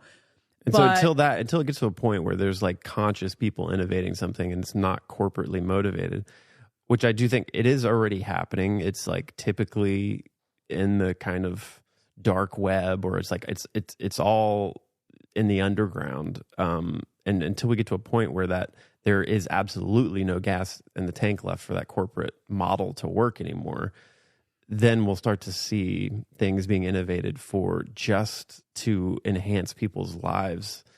And you know, you do see it. Like I always think in the music world, there's like, it's amazing when someone creates a really cool plugin or some advanced element, like a tool in the computer music creation world that they just give out for free. You know, so many plugins, so you can spend millions of dollars buying all this stuff.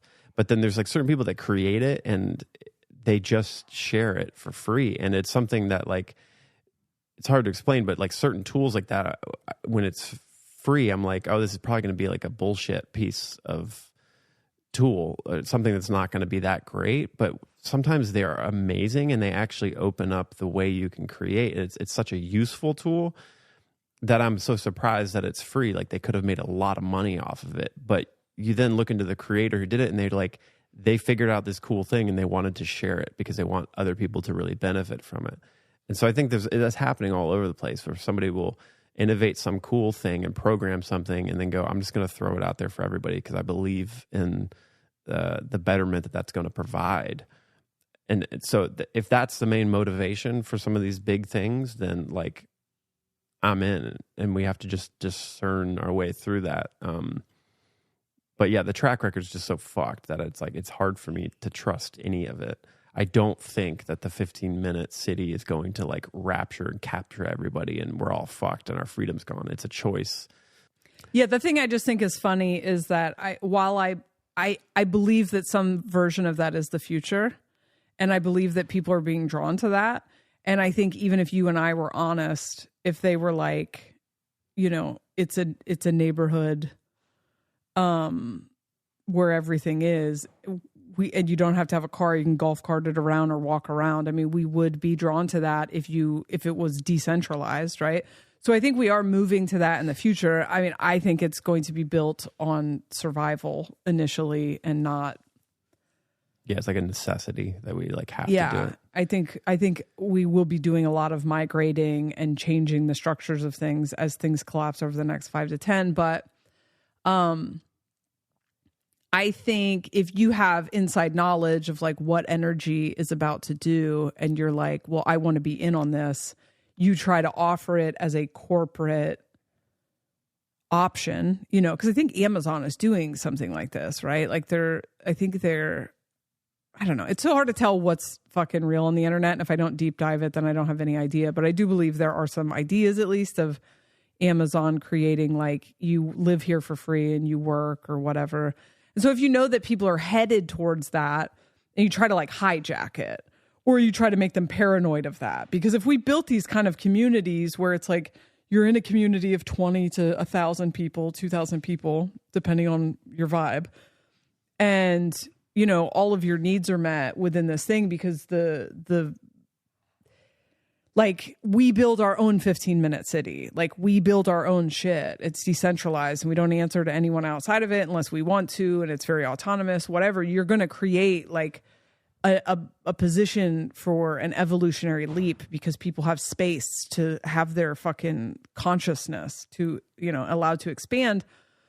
If you're not, you know, you have benefited greatly from this hierarchical, top-down, whatever thing across of sleeping or planning, and you want to keep it there, then you try to make the 15-minute city inevitability your property, right? It's like you're trying to maintain that like power, but the decentralization, you can't stop the decentralization chain. Like something's going to come in and equalize. Many things are going to come in and equalize the playing field, and so you can't really stop it. So the thing I thought was interesting is here you have a city planner.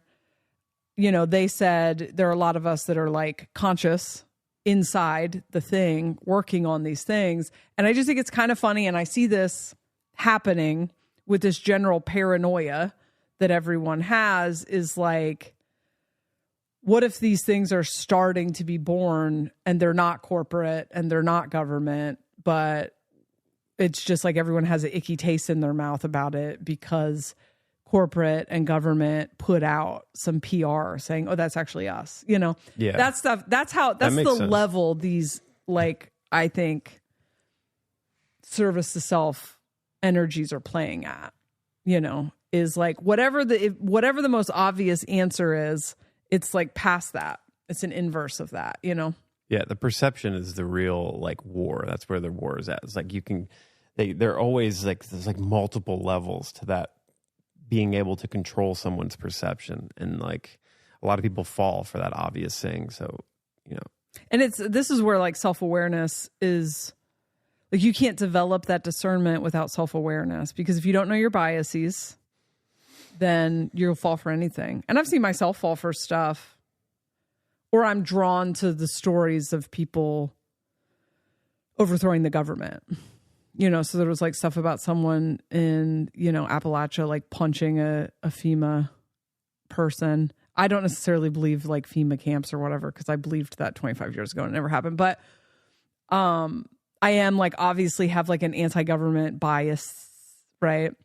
And I love the idea of like people helping themselves without the government. And so, but I can put myself into the people's shoes. You're trying to help. You obviously like, this is unprecedented. And so you're limited in the way that you can help. And then the citizens, you know, see a TikTok that you're actually about to steal their property to build a lithium mine that's actually hundreds of miles away. And then they just start punching you in the face. It's like, yeah, I could see both sides of that. But obviously, initially, while I'm sick with COVID specifically, I'm drawn to the idea of people overthrowing the government. And so I'm more likely to look at it from that perspective, unless I'm being honest about my biases. And if I'm being honest about my biases, it's probably the situation's probably a lot more nuanced than that, right? And so I have very little biases compared to your average person. You know, I'm not super married to any perspective.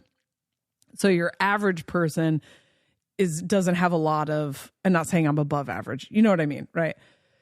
Those of us on a consciousness journey holding a lot of paradox are like less likely to get sucked in long term.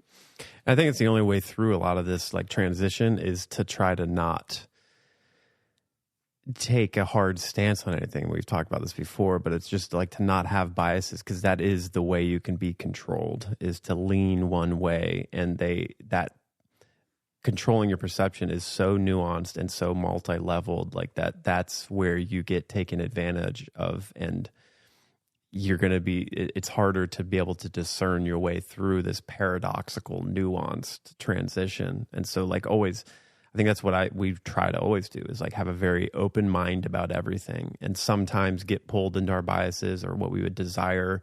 We want the reality to be how we want it to be like in the future, and lean that way sometimes, but then something always gets revealed at some point and we kind of fall back into the middle and try to really be open-minded about it. And I think that's the only way through a lot of this time, because it's so, the perception as a game is like your perception can be manipulated so damn easily when you have a bias. Dude, when you have a bias, or like, can you imagine having like any of these like political or spiritual identities right now, where it's like if you're a part of this group, we had a comment about that too. Like if you're a part of this group, then you're a bad person if you don't do whatever. And it's really like, don't question anything. Otherwise you're going to get kicked out of the group, it's crazy. Which I've felt, and it's terrifying, and will have you like ignoring your own senses and making decisions that don't make any sense, because you don't want to be ostracized from what used to be the mainstream, and now it's broken off into smaller and smaller and smaller groups, where it's like literally your own discernment and the knowledge that you can't, like, as things dehomogenize, like every single person in every single circumstance has to be like taken as an individual thing. And people who are like painting people with a broad brush, and going, well, that person's right wing, or this is this, or they're woke, or whatever the fuck.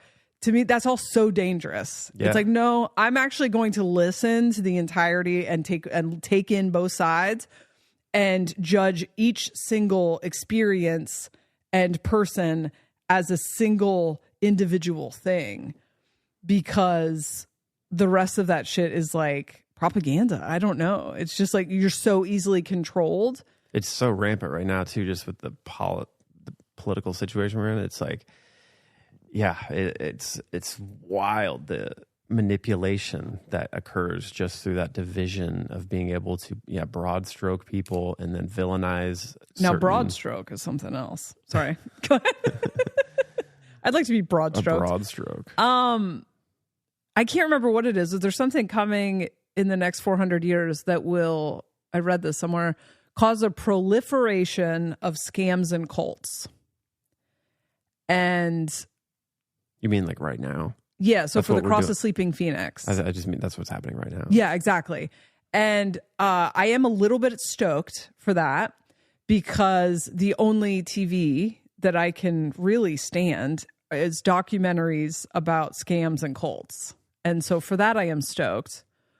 But for that reason, I am also like allergic to anything that says you can't question it because the stakes are too high, or you can't question. Like, I don't want to be a part of anything you can't question. I don't want to be a part of anything you can't scrutinize. I don't want to be a part of anything you can't point out, like, okay, well, this part's a little fucked up, because there's big scam energy, big cult energy. And that's, I see a lot of that in politics, where it's like, no, you can't question. Don't look at that. It's most frustrating. That talk about activating PDA, man, censorship in general. I'm like, but who said it's we can't have false information on the internet? Who is the one person that's like the ultimate knower of all truths Yeah, that we who's have making to that censor. call? Who is that?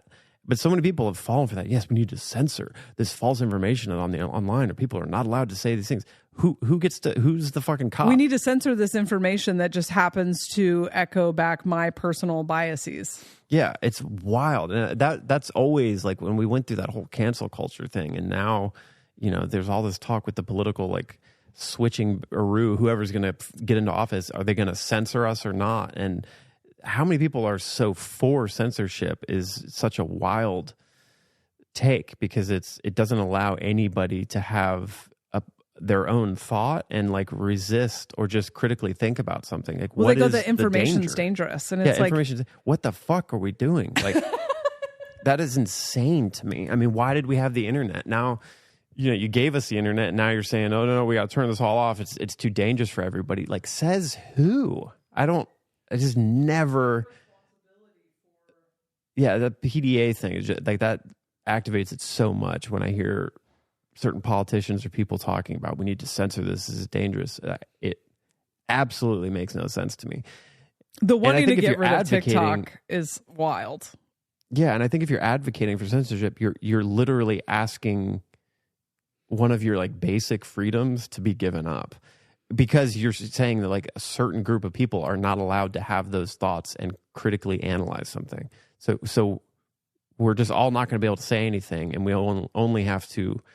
It has to be vetted through like daddy know-it-all, whoever that person is. I don't understand like how it's either governments or corporations. And if you cheer for censorship because it's only happening to the other team, this is so fucking obvious. And I don't feel like this is where the energy's going, so it's probably not going to happen. But goes back to that inner cop conversation, like watching people cheer for censorship and think that handing that power over, that's not a setup. Yeah. To get you to hand your power over so that when the shit really hits the fan and you want to protest, you're censored. Like, it's just so fuck it. People are so obsessed with sticking it to the other side that they'll just give their power up because they think it's never going to come for them. It's so obvious. I feel like we've done this a million times that it's wild to watch. But that's back to the biases thing. When you can activate somebody's biases, you can make them do some wild shit and give up their freedom because they're so stuck in their way of thinking that like those people are bad. How can we get rid of them? Censor them? Yes, we have to censor everybody. And then next thing you know, 5 years later, it's like you can't say anything. You can't say the color blue. Yeah, because you don't realize that you have like an internal desire to dominate other people. Yeah. Speaking of PDA, a question that somebody asked, I don't think they knew that you also did the exact same stint in Christianity that I did. But someone said, I'm curious how you have this crazy PDA and can't handle being told what to do, but you handled being a born-again Christian. Mm. And we did it at the same time, right? Like I was like 15 to 20. Is that about the same age you were a Christian-ish? Yeah, it was about right. 15. Yeah, I think exactly, actually. Like right around 21, 22 is where I really like dropped it and was like atheist for 4 or 5 years. Yeah, so for me, I was looking for magic. I wasn't indoctrinated into Christianity. I ran into it. I was kind of like forced to go to church when my grandma had custody of me. And for a short time after CPS had custody of me and gave me to her. And then I would like sneak out the back door and just go like do acid all day with my friends because church was like a whole thing all day Sunday. And then I would come back at night and then go home with her. And one time I came back and I got invited to like a youth group skiing thing or tubing. And I went back to a party. They were like slaying each other in the spirit. And I was coming down off of acid. So this may have contributed, but I had a supernatural experience. And then I was just a fucking zealot. And I know this is probably surprising, but when I'm really into something, I don't shut the fuck up about it. And so this is wild to think now with what an introvert I am, but I was going up to Mount Hood at the time to get my GED. And so I had like a 40-minute bus ride both ways. And I would literally just like talk to people about Jesus. And then when I was at school, I would talk to people about Jesus. And I would come into the youth group with just like 10, 15 people every service, just like noobs, right? And they would all stay. But I was super, super into it. And so I didn't actually get told what to do for a very long time because I think I think they thought I was nuts and weird and stuff. But I then backslid. I fell in love with one of the pastor's sons. And that's when I kind of started getting told what to do. And this is about, I don't know, 8 months into being a Christian. And I started getting told what to do. And I think that's when it was kind of revealed to me, like, where I stood. And then I was just kind of seen as this, like, trailer trash novelty or whatever, because I could like overhear conversations where he was being told like, we did this kind of girl coming from this kind of family. You don't want that. Like I could hear him out the window. And so then we tried to run away and get married, but we didn't know what we were doing. So we ended up in Ogden, Utah. See, if we had Google Maps, we would have made it to Vegas. And then we were backslid until I got pregnant. And then we went back to Christianity, which I think wanted. I wanted that, but I also wanted the guy. And so once we were married, we went back. And then once again, I was just like seeking this like Book of Acts, supernatural experience with Jesus. And so I was very proactive and started several ministries. Like I started a teen mom thing. I started a thing for addicts. I was going up to the prison with a different church and doing a thing there for like troubled youth, like all these things I had already experienced in my life. And it was I was on staff working at the church in the like noise, nickels, and numbers department, selling shit to people. And, I met this prophetess because our church had this weird thing where it was like constantly, it was like a prosperity church. And this dude was like a televangelist and he was obsessed with money now in hindsight. I did learn a lot there about abundance, the foundations of abundance. But the pattern that I autistically eventually figured out was that we were constantly talking about revival coming. Like revival's going to be here soon. Revival's happening in Texas. They're seeing blind eyes open, whatever. And that's what I was there for. Like I was trying to find the miracles, right? I was trying to find the supernatural, but it never came. And then I noticed this like pattern of like emotional music. And then a charismatic man gives a sermon. 9 times out of 10, it's about money, And then working noise, nickels, and numbers department, I learned a lot about, I was contributing to the manipulation of separating vulnerable old people from their money. And then there were other churches that were non-denominational in the area. And our church had this thing that is completely non-biblical, where they called things like super spiritual. And so even though they like the pastor was like slaying people in the spirit, and like we were touring with Benny Hinn at one point, the guy who like heals people by throwing his jacket at him or whatever. He's a hypnotist. It was like like they framed a lot of things as super spiritual that were miraculous that were happening at other churches. So anyway, our neighbor across the street that I'd known since I was a little kid went to one of the quote unquote super spiritual churches. And one day I was dropping Coco off to get babysat by them. And they said, our friend, the prophetess, which there would never be a prophetess at our church, mostly because, it's a woman. And she said, our friend, the prophetess, said she needs to come talk to us. And I was like intrigued. And so I kind of hung around, even though it would be frowned upon at my church. And this woman comes in and she goes, oh, you're what I'm here for, actually. And she said, I'm supposed to tell you that you're going to be used in the end times with the gift of discernment. I'd never heard the word discernment before that.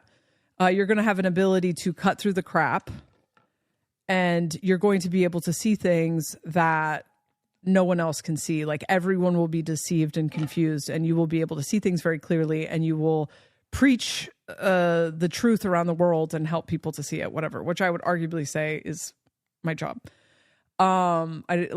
I don't preach around the world, but I yell into microphones. And then my ex-husband, who had just cheated on me, but I didn't know he had just cheated on me, came over and she pulled him outside and she read him for, what's that phrase? Read him for filth. And then she came back in and said, you probably won't make it, the two of you. But if you do, you'll have a revelation on love and marriage that will like change people's lives, whatever. Like it's a Christian spin on exactly what the fuck I'm doing, right? What do I talk about? I talk about fucking consciousness, discernment, and codependency, which I think is the revelation.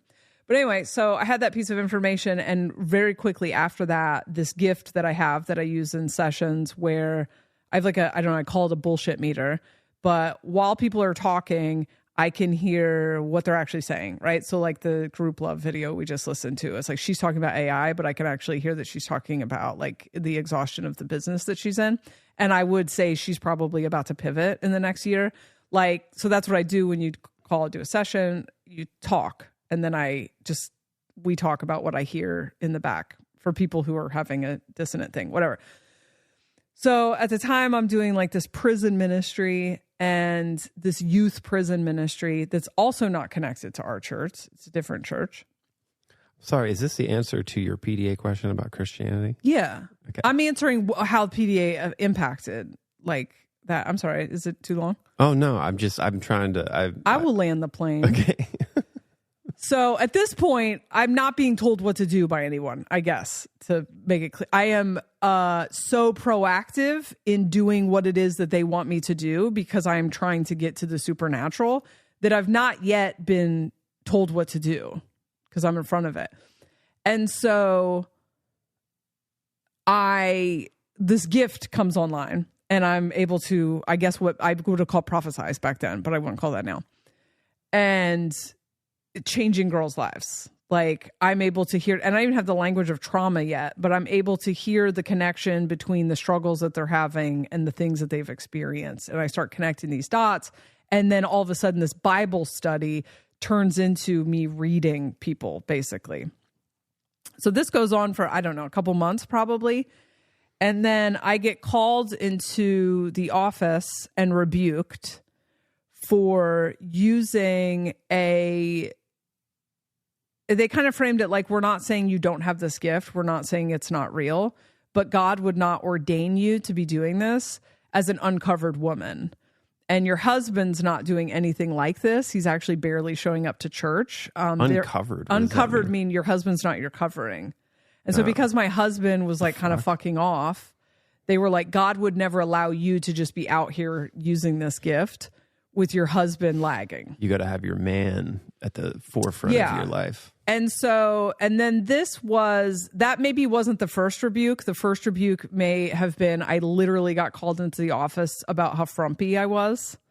My hair was always in a messy bun and I was like overweight and preferred like jeans and t-shirts and would dress up and did clean up just fine, but I was most comfortable, no makeup, hair, messy bun, whatever. And so I did get like rebuked for being frumpy. A friend of mine got called in the office at the same time. I kind of more or less just kind of took that as a joke. Like I laughed it off or whatever, but I realized now it was sincere. But the first big one was that, like I literally had to quit doing that ministry. And then that gift was like, it was happening at the grocery store. It was happening everywhere I went. And I stifled it. And I didn't like that. I did not like that. And then my husband cheated on me again. And I was like, whatever, I was young and immature. So I would just like run my mouth about it. And then I got told by someone else on staff and in his family, you have to take responsibility for your part in this person cheating on you 5-6 times in this relationship. You've never done anything to lose that weight. And so I am not a confrontational person. And so my methods of dealing, while it will cause like insane rage inside of me, that's often not what you see unless I feel very comfortable with you. So it's like if you trigger my PDA, it's very obvious, right? But for the most part of my life, I just will ghost. I will slow ghost. Okey doke. And so I started sabotaging everything. I'm now in hindsight, I don't think I was consciously knew I was doing this, but I didn't give a shit about that church after the conversation about my husband. I still had a lot of internalized misogyny. So it wasn't like, And I had been conditioned, misogynally by this church as well.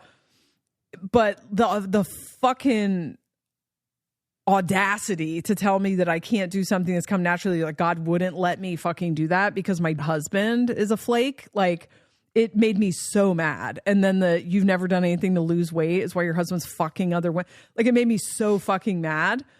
But I'm not a confrontational person, so that didn't translate in me yelling at them. That translated in me just fucking off all day instead of doing my work. And then just like skipping services. I think I got a web TV shortly after that, and I just would stay up all night on the internet and then not go to church. And it pretty quickly led to me leaving the church and kind of abandoning Christianity. Was ultimately a PDA reaction, but I was young. I was not in my power. And so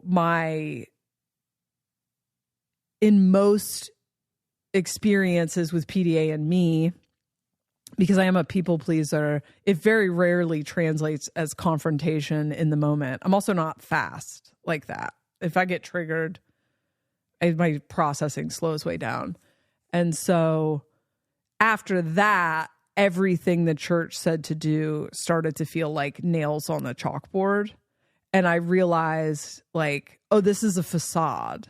Like, you use the spiritual, the supernatural to like lure people in. It just like woke me up, I guess, which was the gift of it. But previous to that, I felt so aligned with what they claimed was right around the corner. So that was my experience with PDA in Christianity, and how I lasted in it was I really just kind of did whatever I wanted. They said you can't be with this man. So I left the church, got married to him, and then came back, and they couldn't do anything about it. Yeah, this is the thing that we were talking about before about PDA. I think it's like this weird protective mechanism, or it eventually is the thing that wakes you up to certain parts of reality, because you can't stand something or somebody telling you what to do in all these like little nuanced ways that are essentially like clouding out or batting down your individuality, that eventually I'm just like, it wakes you up. You're like, oh no, I see why this is actually not real. Like for me, I mean, I think in general, like it is interesting now to think about all that I've learned consciously, and then just the idea of PDA, that like, wow, why at some point did I actually subscribe and gravitate towards something that was pretty rigid on how you're supposed to live? And like, here's all the rules, here's the discipline you have to have. But I think at that time, it was like coming of age for me, and I believed that there was a perfect way of being, or there's like a better way to be. And so it wasn't, I also didn't have the container of PDA to like put it in. I was obstinate for sure. I didn't like being told what to do in school and things that didn't make sense to me on the surface. But everything that was coming from the church and from Christianity, I wanted to like learn and try to make sense of, and have some discipline and align to, because I thought there was a benefit in being that way, that this was going to be a like more pure way to be. And whether that was like subconsciously driven towards, I want to go to heaven and not hell, as a kid, or that it was just kind of like, I want to be a better person. So if I fall in line to these ideals and do what they say, then I'll be rewarded, or I will, I'll just be a better person. So I think that's, like the naivety of being like a young kid and coming of age and trying to learn new things and starting to understand that there's like a right and wrong way to be. It didn't activate my PDA right in the beginning. It was something that I was like, oh, I want to explore this. And I got into it not from like being handed it. My parents didn't hand it to me, and like there was no rules about going. I went because I wanted to do music, and there was a leadership role for me to immediately fall into. So I also didn't have. You didn't really get told what to do, right? Because you were the drummer. I didn't get told what to do until but at a certain point, it started to become. I think the thing that I didn't like about it, like right off the bat, which I would say probably most boys, young, deal with it, is that there's all these rules around what I can and cannot do with my girlfriend, and that suppression was difficult because I'm obviously there's like natural hormones starting to develop, and I very much desire to be close with my girlfriend. And now I'm feeling like so much shame and guilt about a natural thing that eventually that became very annoying. But it was also like pretty easy to circumvent that. You just keep the shit on quiet, you know? And yeah, so I think that's another thing we didn't talk about is the okie doke, right? So you were the drummer. You were mostly drawn to the drumming part. You were exploring the ideas of that. But then it sounds like, you know, it came with a lot of rules. Right. That I didn't, in the beginning I could like circumvent them. But those rules like started to, so I could get away with like not being controlled and not being kind of told what to do. I was in a leadership role, so they were benefiting from my involvement. And at a certain point, though, as you mature, you start to ask questions about all of these rules. Even if I'm not necessarily at the brunt end of them, I'm still trying to like act in a way that is moving towards this ideal. And I'm finding so much difficulty in doing that because I am like literally having to suppress my natural attraction and desire towards intimacy with a girl. I'm having to the only way I can do that is if I follow all these rules. I have to get married. I have to pick they have to be a Christian too. I have to wait for all of that that's what started to trigger my obstinance in PDA. It was like, that doesn't make me a bad person. Like, that's crazy that's what this is all about, like, or that's a huge element. And so as I probed into that concept, that's what made me go, there's some fucking false stuff to this for sure. Like, what is behind this teaching? And if I know I'm not a bad person, but yet my girlfriend's blowing me, I can't, now I'm not going to get to heaven, or I can't be in church. Like, surely that's not a real thing. God wants me to get this blowjob. So I think that's it. Things that started to be revealed, I started to like realize there was a lot of controlled elements about Christianity, and like there's one way to do this that started to not resonate with how I was experiencing life and how I was meeting new friends that weren't Christian, that were like way more compassionate and real than some of the Christians I knew growing up. The contradictory nature of all of it started to make me go like, okay, I'm not subscribing to this rule system that's supposed to be, if I follow all these rules and accept Jesus as a savior, then I'm going to be a better person. It just didn't make sense to me. And that, again, that's what woke me up to it, was like my resistance to follow these rules that didn't really make sense through experience-based reality. So you didn't follow them for the most part. You did not follow them. You just circumvented. And then you moved to LA the second you got out of high school, right? Yeah, I was 18. And I tried to go for so I was deeply involved in church from like 6th grade to 12th grade, and then moved out to LA, the city of demons, as the church would probably say. And tried to, I didn't have any friends really for the first year. I was going to film school, and I found a church to go to kind of out of obligation that was still, I hadn't quite fully, I was breaking a lot of the rules and starting to not have guilt about it. Like whether that was, drinking, or, I didn't drink till I was 21, but and then, whatever, being physical with women and cussing and things like that. Like, I was doing all of that, but I still had this kind of subconscious core belief that, well, I should still go to church. I can be kind of like a wild Christian, but I should go and still be listening to sermons and tithing. And so I went to church for probably 6 months as I was out there on my own, and tithed. I had fucking no money, but I was given $20-$30 every time I go, and thought that was buying my way to heaven. And then it started to dawn on me, because I wasn't involved in the church in a leadership role. I had nothing else to really benefit from it. It wasn't really fun. And I then started listening to sermons, and even just watching the worship portion of it and being like, this is so stupid. Like, what is this? Like, this sermon doesn't make any sense to like what I'm experiencing in reality. This worship band sucks. This music's awful. And I can see very clearly, like, everybody's just subscribing to it because they think they're getting into heaven. Like, it's some fucking fantasy that's going on here. And that's when it just stopped making sense to me. And so I knew I was just going out of obligation because I thought that was the thing to do to be a better person. And I really do think as I met more people in LA that weren't Christian, and they were some of the sweetest, like most compassionate people, that I realized the illusion in all of it. There were a lot of shitty people that were Christians. Dear God.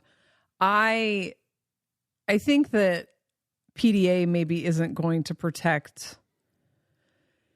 For me, it really shows up when you directly tell me what to do. Like, or when there's an overt obligation. That does not protect me from being manipulated, being indoctrinated, stuff like that. Like, I realized after being in a really long-term relationship with someone who was subtly controlling me, I realized that, like, in my head, I feel like I'm someone that you can't control. Because even though I'm not confrontational, I do just, like, as soon as I realize I'm being controlled, I kind of shimmy out the back. And I feel like that's you more jump out the window. Quite literally. That's how you get out of PDA situations, is just fucking run away. Which was interesting about leaving Christianity before you even really knew you hated it by moving across the country. But you could control me by subtly implying you're going to be mad at me in relationships. Like, I realized how easily I was kind of guided around by that. And with the Christianity thing, like, I was actively seeking something I thought they had. So if I was told what to do, it was, first of all, through like inspirational means, right? They don't just get up there and say, don't do this or you're going to go to hell. It's a charismatic presentation of ideas in a way that I felt aligned with it. I felt like they had the thing I was looking for. Yeah. So then it doesn't feel like PDA. Exactly. It's like, there's a benefit and I can discipline myself because I'm trying to get that thing and I want to, and that's where it's like a subtle thing. Nowadays I would not be as easily manipulated by that just because I'm mature. But like at that time, of course, it's like, I think there's something to gain here. Yours was through the, like, there's a supernatural thing here. Like, I'm feeling this. For me, I was just really into music and I loved what that community offered for that, and then I had to align to some of those things because that was like, oh yeah, this is a good thing to do. But eventually it turns into something that's not there. There is no benefit. And I no longer believe that that's worth following, like listening to these rules and following the Bible like that. It's something that I then realized was, mistranslated and used to like manipulate and get something from people. And so like I was the one being tricked. So then it was like definitely jumping out the window and not, I think, learning a huge lesson from it all though, and realizing the subtlety of being drawn in to something and, having somebody make me believe something that it's in my benefit, that's where the thread was. That's what I was being pulled by. Yeah, it's the same thing with the story from 4 years ago, voting. I was having a PDA reaction to the like collective screaming that you have to do this. But at the same time, I was bypassing that because the rhetoric was like, you're hurting, you don't care about, marginalized people if you're not doing it. And so then I was just feeling guilty about that PDA reaction, right? That gets you every time around voting season. It's like, it is crazy how much it can pull you in. Like, you have to do this because of so-and-so. And it'll whatever those reasons are, tend to not actually be true in the long run. But right around, voting season, it's like all these things get thrown in. And then, I mean, with as obstinate as I am in PDA and not... don't really believe in the like ritual thing of voting, I still, every time it comes around, I start to go like, well, maybe I am being naive to this. Maybe I'm being selfish. I'm just looking at it from this perspective or whatever. And oh, I do care about so and so, these certain elements, and if I vote this way, they're saying that that's going to. And then nobody ever does the things that they run on, and it's like, how many times does that have to? And then the energetic stuff around it dies down, and then you can see it very clearly for the next 3 years. But then as it starts to kick back up again, then you see the delusion. Everybody gets in, and everybody's so diehard for it. Like, this is when it's going to happen. Change. It's a time to change. And like, we just never every time. It's a full propaganda run that is very emotionally heavy, and like it has its promise. And then, 6 months later, a year later, it's like none of that shit has happened. And we've all gone back to normal and don't really care about it anyways. Yeah. It's just, it ramps up every time. And this election in particular has been interesting because I've been very not interested in politics and any of that for a while, because I realize the kind of scam of it. And as disinterested as I am, the heaviness of this one has like, I feel the pull, even though I'm like super opposite PDA, don't really care about it. I'm tempted to get invested. Like, it's very tempting because of just the energy about it, Yeah. It's hard not to get pulled into all that. I think there was a question about that, and then we'll go. Is this already 20 hours long? Yeah, it's long, but it gives people what they want. They want to hear your beautiful voice for 4 hours. All right. They want to hear me talk about God's blowjobs. Yeah, God wants me to have this blowjob. Do you know about this? Burroughs riffing off of Leary's idea that humanity is moving out to space, but rather than solve all the problems of having a physical body out there, we're moving more into our astral bodies and out of the physical, and that it seems dreams are a way of training for that shift. Yeah. Also, on a different note, reminds me of my favorite X-File episodes, which the profile pic is from. Do you already know about that? You know everything. No, I don't. No, I mean, that's like Timothy Leary and I forget that dude's first name, Burroughs. There was a bunch of these like intellectual dudes that would always get together, and then people have expanded on their ideas, like Terrence McKenna, Leary, Sheldrake. At that time, I think a lot of those guys got together to just like kind of we do now as people that are resonant with each other, try to expand certain ideas and bounce off of each other's certain perspectives. And that concept was something, I mean, like Terrence McKenna was talking a lot about too, is that like we're a culture, a civilization that is destined for the stars, and we're going to be leaving the physical vessel, no like way we see life, that it's going to be expanding into a more ethereal state. And then there were I think a lot of the guys had different ideas of actually how that would occur and work. But I mean, I think that's what I resonate a lot with this Laura Knight Yazik stuff about the STS and STO contrast the two like poles of people, and moving into from a third density to a fourth density, and that is fourth density is half physical and half ethereal, and that is the state I think where you have things like that I think from our perspective now are more magical, so like levitation and psychokinesis, psychokinesis, and time travel elements, being able to move the physical body like to a different location by oscillating it out of dense physicality and more into ethereal state, being able to move through walls, things like this, I think that is a place that beings can exist, and that we are collectively moving towards that. I don't know how long that will take, but through that like transition, I think it is about like the dream state is like a practice place for that, or a place to tune into this more ethereal mind that,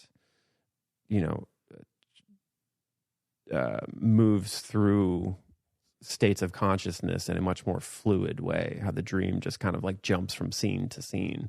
Right. And the astral plane being a place that the consciousness can like traverse, and somehow blending the physical world with that dream world in a way that these things become more possible, like levitation and telekinesis. And I think those guys, Leary and Terence McKenna, this was their like early kind of sensation that was coming, and they were unpacking it with their crazy intellectual minds in different ways. So I think that's what that's referencing, and I resonate with it. That's what the Cassiopeian information, the Laurinite stuff, talks a lot about, and that's a potentially going to be like an option for people that make it through this transition. Yeah. But I think, and that's like kind of what we're moving towards as we, adjust our lives now, and timeline jump is to trying to get onto a timeline where there's a world where like a group of individuals, civilization moves and has that fourth density existence. And then eventually it goes to what they would say is like, Terence McKenna is saying is like moving to the stars. It's like going into a sixth density being, place of being. So it's in the Laurinite version, it is like we're in third density now. Plants and animals are second density. Mineral realms, first density. And then we're moving into fourth density, which is half physical, half ethereal. The fifth density is a contemplation zone. So it's where when you die, you go and recollect and then move into another existence. And then you have sixth density, which would be just non-physical at all. It's collective mind. And it's just spirit, like ethereal existence, like an experience. And then seventh density, I think, is like the source. And so, yeah. I mean, that's about all I know about that conversation, the Leary and Burroughs stuff. I think that's what they were referencing. Yeah, I mean, it's interesting to cross-reference that. I believe that Gnostics believe we're going into like more of a dream, like reality. You got New Agers believe we're going into a light body. The Robes book talks about like the purpose of life becomes developing the human experience, which aligns with, I think, what the alien said to me, which aligns with what human design really talks about. The Cross the Sleeping Phoenix is really just kind of about innovation. There's other stuff, I was listening to some lectures. There's like a file of human design stuff. And I was listening to some lectures from the guy who made human design. And, he has some pessimistic things to say about post 2027. I don't think he was wired for that energy. And he also talks about like our bodies are degrading, because we're done with this human evolution basically in the next 1,000 years. And that, there's reasons our bodies are degrading, mostly because the industrial age had us go inside. And so we just haven't had enough sunlight to sustain the bodies. And so then we've just passed that down generation after generation. So they're heavily degraded, and there's way more diseases that there's ever been, whatever, plastics, everything else. Fucking poisoned. Right. And so, but he's of the belief that it's like this version of humanity is over, basically. I mean, 1,000 years out is over when you think like this one's been plugging away for 1,000,000 years, or I would say 25,000 years. And so you cross-reference that with like the belief that the end of the cycle is like a harvest from the law of one perspective. And it definitely feels to me like, we are going somewhere unprecedented. And it's interesting to think that like it takes us hundreds of years of developing the human experience in order to even make that leap, right? Something that, I don't know if I've said this here or not, but something that Matthias DiStefano said I saw it on like a reel or something on a podcast. He said that the reason that there are no relics from Atlantis is because it wasn't a physical reality. Like all their technology was etheric. And so if you looked at them from a Western materialist standpoint, you would be like, what the fuck are they doing? And we did have this conversation about like, if you saw we don't know what the uncontacted tribes are doing. They probably have balls out, fucking supernatural shit happening. We can't even fucking perceive it because we're trapped in a dense materialist whatever. And so I think that we absolutely would have to slow down into small groups and innovate and tinker, and everyone would have to be coming from a different perspective. And then we are sharing the innovation rather than competing with each other in order to make the leap to something non-physical while maintaining the consciousness without just getting kicked into it, which seems to be what the aliens said, is like, this is the first time we've ever tried to take our bodies through this portal. But I do have the sensation that these bodies aren't going to be this on the other side of the portal, So that's all very interesting to me. I think this is also like a little bit pointing to the potential of technological innovation, of what that actually means. If you allow it, if we're at this singularity juncture, there's so many things that are going to potentially come into the reality that change the possibility of experience in life. And a lot of that could be referencing what the physical body is limited by now, like what might be innovated that takes those limitations away. Right. So if there's a technology that gets it, invented that can change the way we age and prolong life, so many things open up from that. I think I don't know, just playing that forward 10 years, 20 years, 50 years.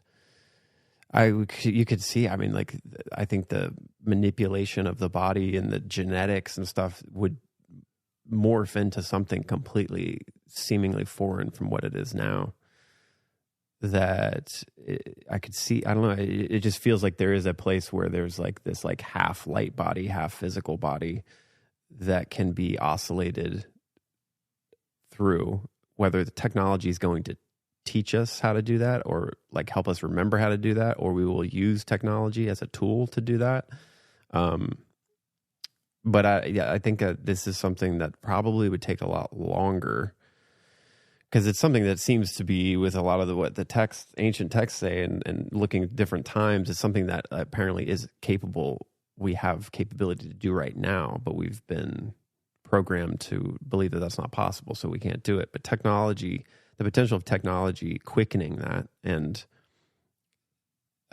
helping that along seems to be something that would, align with a lot of the descriptions of this through human design and a lot of the ancient stuff, that this is like a transitional period that quickening kind of happens, or maybe it's because we're at the end of that whole age and that there's like, you have to pop over onto the other side. But you could perceive that as like as Ra says, it's like the end of what we know as humans, and that's dead and over. But that doesn't mean like it's the end of the world. Yeah, his work was mostly focused around the program of the Maya, and so there's definitely something somewhere where he talks about like him hopping out so that he doesn't reincarnate again. He just wasn't wildly focused with the spiritual aspect of it. And he was very much like focused in this one department and just wasn't kind of open to other things. Which is probably why he was able to do what he did, create that. 100%. He was like all left arrows, I think. So yeah, I just take all of that with a grain of salt and what resonates with me. And what for me, it's everything the aliens ever said is what I'm kind of looking for confirmation of, and what fits in with that, because that's my own personal experience. Yeah. And so I really like his commentary on the actual video game. And I do agree that we are pretty degraded physically. And I don't know if that's a ship that can be turned around or whatever, but I just trust, bringing it back to the beginning of this conversation, like I just trust that if we're getting kicked out of these bodies, that it's because we are supposed to move out of these bodies, you know? I have to make children dinner. This isn't coming out until next week, so you will have already done your live stream, right? Yes. Okay. All right. Well, but I've got sessions available if you want to talk about creativity or being a projector or really anything. Yeah, because you just have a session now that's like, let's just bullshit. Yes, I have a bullshit session so we can talk about whatever you're interested in. Love is Blind. He is an expert on Love is Blind. Dude, we've been down the Love is Blind rabbit hole right now, and it's fascinating. It is such a fun people watching. Yeah, I used to really kind of hate on this show. I mean, it is whatever it is. It's like very surface level, kind of mundane stuff. But it's really interesting. I mean, there's a lot to be picked up and learn from the way when you watch other people interact, and you can see people's shadows and their desires and the way they're holding secrets and lying and manipulating. And then you can see someone's like true humanity, like being real amongst the odds of being manipulated and treated like shit. And there's a lot of, it's like to consciously watch it. There's actually a lot of interesting observations to be had. Yeah. And then to get on social media and watch everyone once again with their biases, like their dog in the fight, who they identify with, you know, it's really interesting to watch what people take from other people. I mean, this is like my wheelhouse. It's my favorite shit. It's like, I'm so fascinated with what makes people tick, do the things they're doing. And yeah, I think this season really highlighted the weaponization. I don't think people know they're doing this, but the weaponization of like therapy speak, or like, you know, it's just, that's like the craziest thing to watch. And I'm so glad there's people on TikTok talking about that. What did the person say? It was like she holds my vulnerability. Yeah, though that, but the guy that was commenting on it, he said emotional intellectualism or something. And that's what was bothering me, like when we were watching it early on, and I couldn't put words to it until I saw that guy breaking it down, and I was like, oh, that's what it was. It was like this overly sweet, like mimicry of like deep emotional awareness that it just sounded good, but then everything they were doing was like not in alignment with it. And but it really is weaponized. It like works on people. Yeah. There have been some fucking doozies. It's a great season. The other thing that's interesting is the fucking horrible AI music that comes along with it. That is so like a scene happens, and then the music that comes on is like so directly referencing what just happened in the scene. It is like comical. Yeah, the woman's like, I'm gonna get in the shower, and then the music's like, I'm showering. Gonna shower. And it's so bad. That's a great example of like corporations saving money by making the worst fucking music ever. And you're not going to convince me that people are going to go on Spotify and put that shit on their fucking playlist. Like, if you're going to use AI to innovate your art, you better make it good, and you better make it unique to you. And the fact that corporations are going to try to make movies and shit out of it, there's going to be a lot of trash. There's going to be a lot of trash. But that tool can be used to enhance it. It's just going to take a minute for people to really realize that and not be lazy with it. You know? It's like the musical supervisor is probably just like, okay, this scene, she's heartbroken and he doesn't care about her. Okay, type that into AI. And it's like, boom, we got a song. Okay, throw it in. Yeah, that's great. Yeah, like, do they think they're crushing it, or do they know that it's like, it's actually distracting sometimes how bad the music is? I think they think they're crushing it because there's a lot of supervisors. I kind of hate, I've always wanted to be a musical supervisor for a long time because I love choosing music and attaching it to like a visual concept and, you know, enhancing storylines.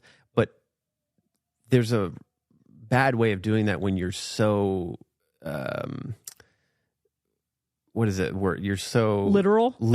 Like Yeah. the lyrics are so literally following visually what's happening, it icks you, and you're like, no, give me a metaphor and give me a vibe. It literally had one that said, First. "I'm so hot for you like a wildfire."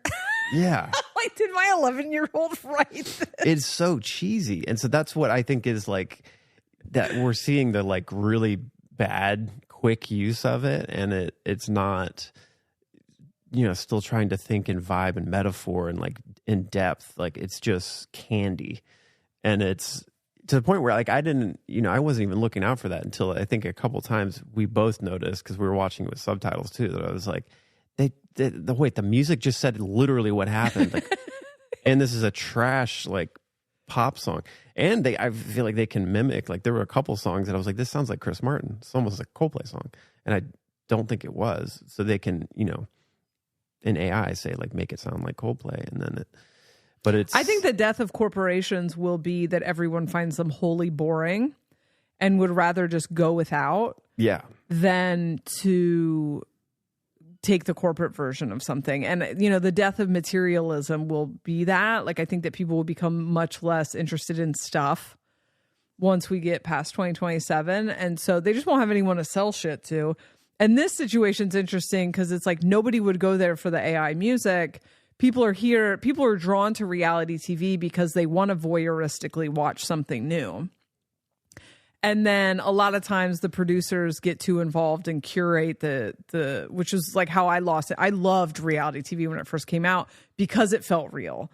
And then you could tell that the producers were staging all kinds of stuff. Yeah. And so it kind of killed it for me. Love is Blind. I mean, obviously they're artificially created scenarios, but I do think like the characters are real and the plot lines are real. I would assume, because I don't think you could write something this messy on purpose. I don't think anyone's that gifted. And then you just kind of have to endure the awful music in the interim. But it's like no one's going to buy that music. Yeah. No one's ever going to be like, where do I get that song?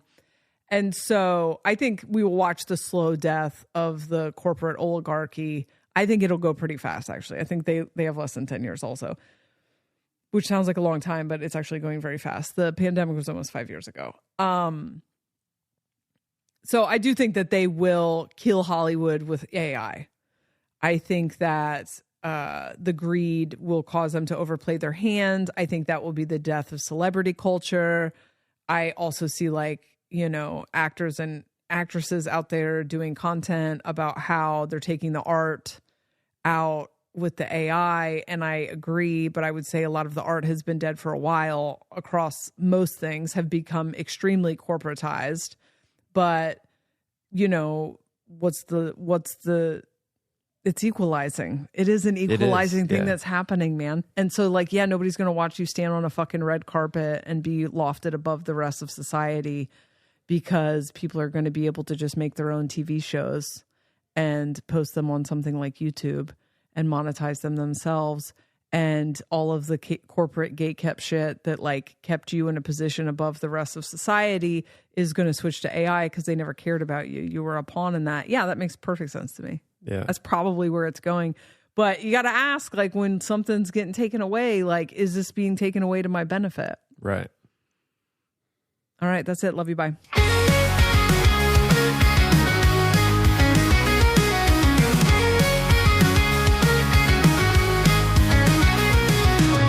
Told me to get a colonoscopy.